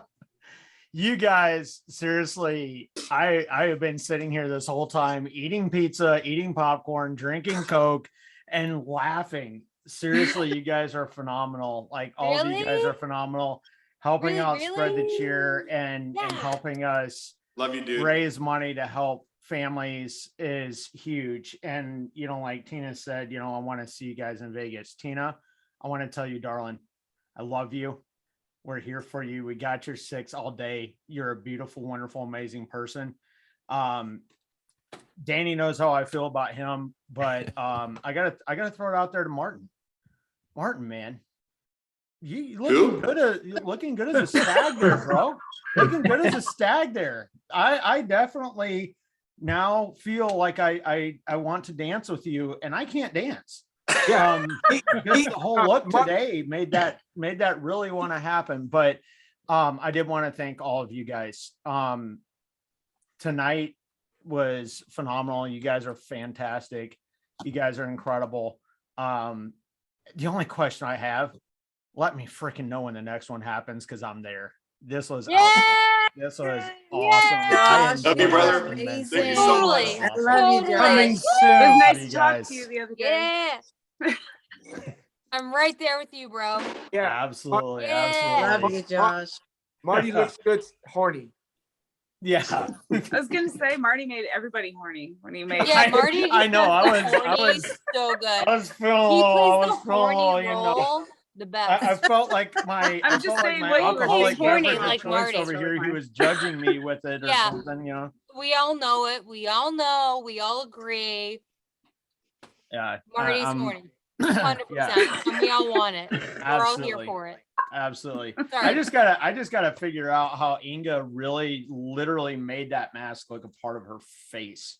That is- Seriously, did you like that thing is like there. 100%? It is so attached to my face right now. I feel like the mask. I feel like Jim Carrey right now. I think it's painted on is what's going on. I love you, Josh, so All much. right, love you guys. I'm gonna keep Buddy. watching. You guys are outstanding. Good job, Josh. Thanks, Appreciate man. you, bro. Appreciate you. Thank you. Thank you. Hi, Carmen. Hey, Miss. Hi. Hello, I am Danielle Claudio's daughter. Oh, hi. Oh my gosh, nice. Carmen. I didn't. I have two questions. So how long did it take you guys to prepare all of this? Oh, Wow. Well, What a S great L question. or J or S because Yeah, Jill. So we've been rehearsing twice a week for at least the last month and 2 Right? months. Almost Started 2 in months, the end okay. of Yeah, but don't January. let anyone, someone had to write the script. That Then took a week they and a half. cast it. And then after they cast it, they do like we do twice a week. I'm Thank sorry. you. It's you Thank guys, you. but It's it- okay. a It's whole okay, thing. Stacy. Thank you. So yes, it took, we rehearsed for the last couple months, and but prior to that, we did auditions. We put out content, but since LGS actually just started their TikTok account not too long ago, I know it was hard to get things pushed out. The algorithm. Over 1,000 But now. Over 1,000. Yeah. yes, we are over 1,000 now, so that is amazing. Thanks to everybody. If you aren't following LJS yet, please follow LGS Creative Productions. You won't miss Then we another can play. stump the algorithm, So Carmen, to answer your question, probably a good 3 months of Yeah, solid. yeah. Okay. And We Before started, that- we started actually, so like, let me say something real quick. So, just so, because a lot of the cast members don't even know. So we started talking about the first of the year. So we kind of like get through the first of the year. And so like me, Jill, Scott, and Sheila kind of get together and say like, hey, are we really willing to commit during this time period?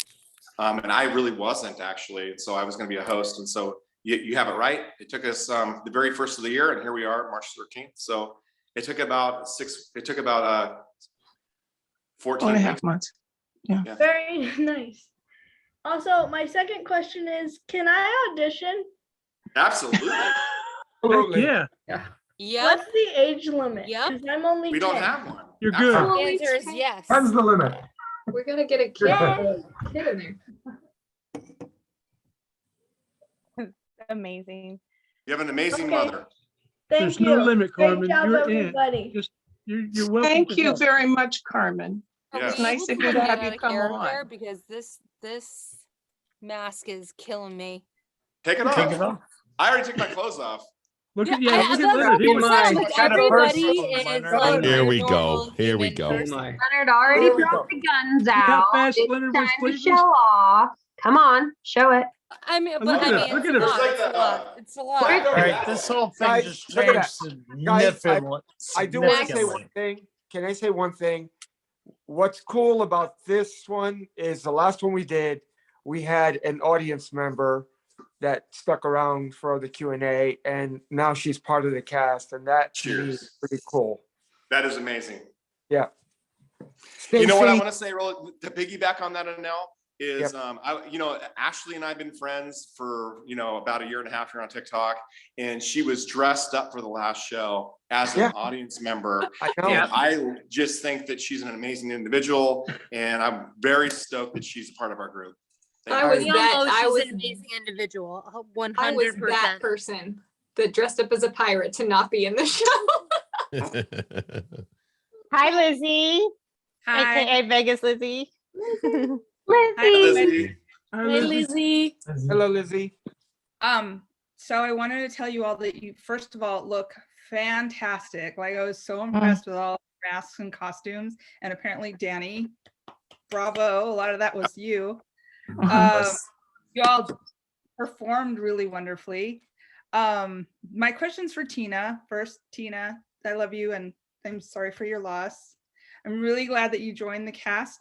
And I just want to know, like, what percentage of that was improv? Because you had me cracking up. I couldn't even keep track of the story. I was so distracted watching you drink and 80%. smoke, and like how much of everything you were saying was She does, Everything you know what at the she end. does? She does so well as the physical comedy. She's like literally like contorting herself, or she's like murder. Like, you know what I mean? Like it's the way she does it, the way she gives it to us is stellar. And Is I she love still her here? comedy.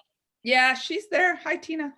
Here's Tina. one thing. Here's one thing to know. We did not rehearse the final statements until tonight. We Yeah. went through it one time. Tina Yeah. did not have any lines for it. She just knew the order that was supposed to happen. So if you want to know ad-libbed. how much she That was like all improv ad-libbed. Yeah. during that, there you go. The rest, She had about was 20 very, minutes. very true to the script. Yeah, she had 20 And- minutes. Is but she that gonna was be all here? Tina. It was And, fabulous. and I have to say real quick, I know I'm sorry, Doc, you fucking killed it. Excuse my language. You know what? He always fucking does. Excuse Yeah. my Tina. language. Yeah. Okay, because Tina, that that's- guy Love is all just. that. He's Thank on you. another level, though. Like, Yep. it's just who he is in his blood. Yep. I want to know how Tina Thank- came up with all that. Thank you. That at the Tina's last here, second. you guys. You know what? So she do didn't. we. She didn't come up with anything. The thing is that she was like, "Hey, guess what? Show days today," and she was like, "Well, guess I gotta fucking get it together," and she just fucking did it. That's Right, let's bring legit. it back to the audience, though. They have questions for us. Yeah, thank you, Mark. Say about her. Hi, Tina, Lissy. so- I love you, Lissy. Vegas Lizzie, I appreciate. I mean, you've been a really big supporter of everybody. I think in this whole Yep. entire live. Yeah, I mean, you know, like even my theater teacher from Newfoundland was like, I don't understand. Like, how are you going through your mom's things? And I'm like, you know what? It's kind of like a show. Like when you're in a Broadway show, if you find out your dog dies, your mom dies, your uncle, it doesn't matter. Like your understudy can go on. There's somebody there that can absolutely understudy Dogberry, but it's also like your job as the performer to kind of step up and you rise above what's actually happening. Like if I let myself right now, if I let myself think about what's actually happened this last week, like getting ready to bury my mom, like, yeah, I'll break down and I'll be a mess, but I'm thinking about the storyline and the plot line and who the murderer is and all the work that went into this. And you don't think about what's happened this week. So for me, you know, Jill and Sheila like made a great script as in like, okay, Tina, we just want you to play with it. And it's true. Like Jill, you kept saying, Tina, do you want to rehearse the final statements? And I was like, I don't know. I was saying to my aunt, she keeps asking me if I like want to rehearse something. Why would I want to rehearse something? And then tonight when I got it, I was like, oh God, that's why she wanted to know if I wanted to rehearse. So yeah, it was completely it was improvised, but it was But the fact is that you were here through that, which is completely a whole nother level. Losing your mother is Yeah. like no other. Okay. But the thing Tina's is, a professional. We're just but amateurs. that's what I'm trying to say is that, Yeah. you know, we're doing She's a this pro. to raise some money to do whatever. And she's like, yeah, I'm in fucking East Bumfuck and I can't find a pen or dial up. But she's like, you know what? I'm gonna fucking be here. And she has been here. What? Hey, It was an honor. It was an Can I make honor a to comment have real her. quick? Can I just make a quick comment? We have at least one 10-year-old in here. Yes, Yeah. we should clean it up. Language. I'm just saying, so she's been through a lot and we all have these like twice a week. Like, I don't know if anyone realizes that we rehearse twice a week, but she's been here and she could be here. She's tried to be here. She's here. She's going through stuff. We're all going through stuff, let's be honest. But listen, yeah, the fact of the matter is we're all going through stuff, but Right. to quote Weasel, there is a 10-year-old in here and it teaches her that, you know what, you can rise above stuff. It's Definitely. mind over matter. And if anything tonight, whether it be Black Swan's costume or Phoenix's costume, that makes her feel like I can rise above anything and wear it. Literally, your dog needs to go in the other room now. Put her Please away. let the dog out. Somebody let the dogs out. Who You know, let the it's dog- about inspiring. If it inspires somebody They're else not to, mine. They're not mine. or inspires a 10-year-old to say, how do I audition for the production? To me, Mhm. that's what it's about. So Yes. whether it's a Broadway performer or whether it's somebody that's always just wanted to act, like I appreciate the company for allowing us all to come together and do this. Thanks, Vegas Lizzie, for your question. What do we have next? You did a fantastic Cheers to job. that. cheers Other- to that. More questions. Hi, Mako Well- Shark. Mako Shark, you could go ahead. Hi, I've enjoyed all three shows, and every single time it just gets better and better and better.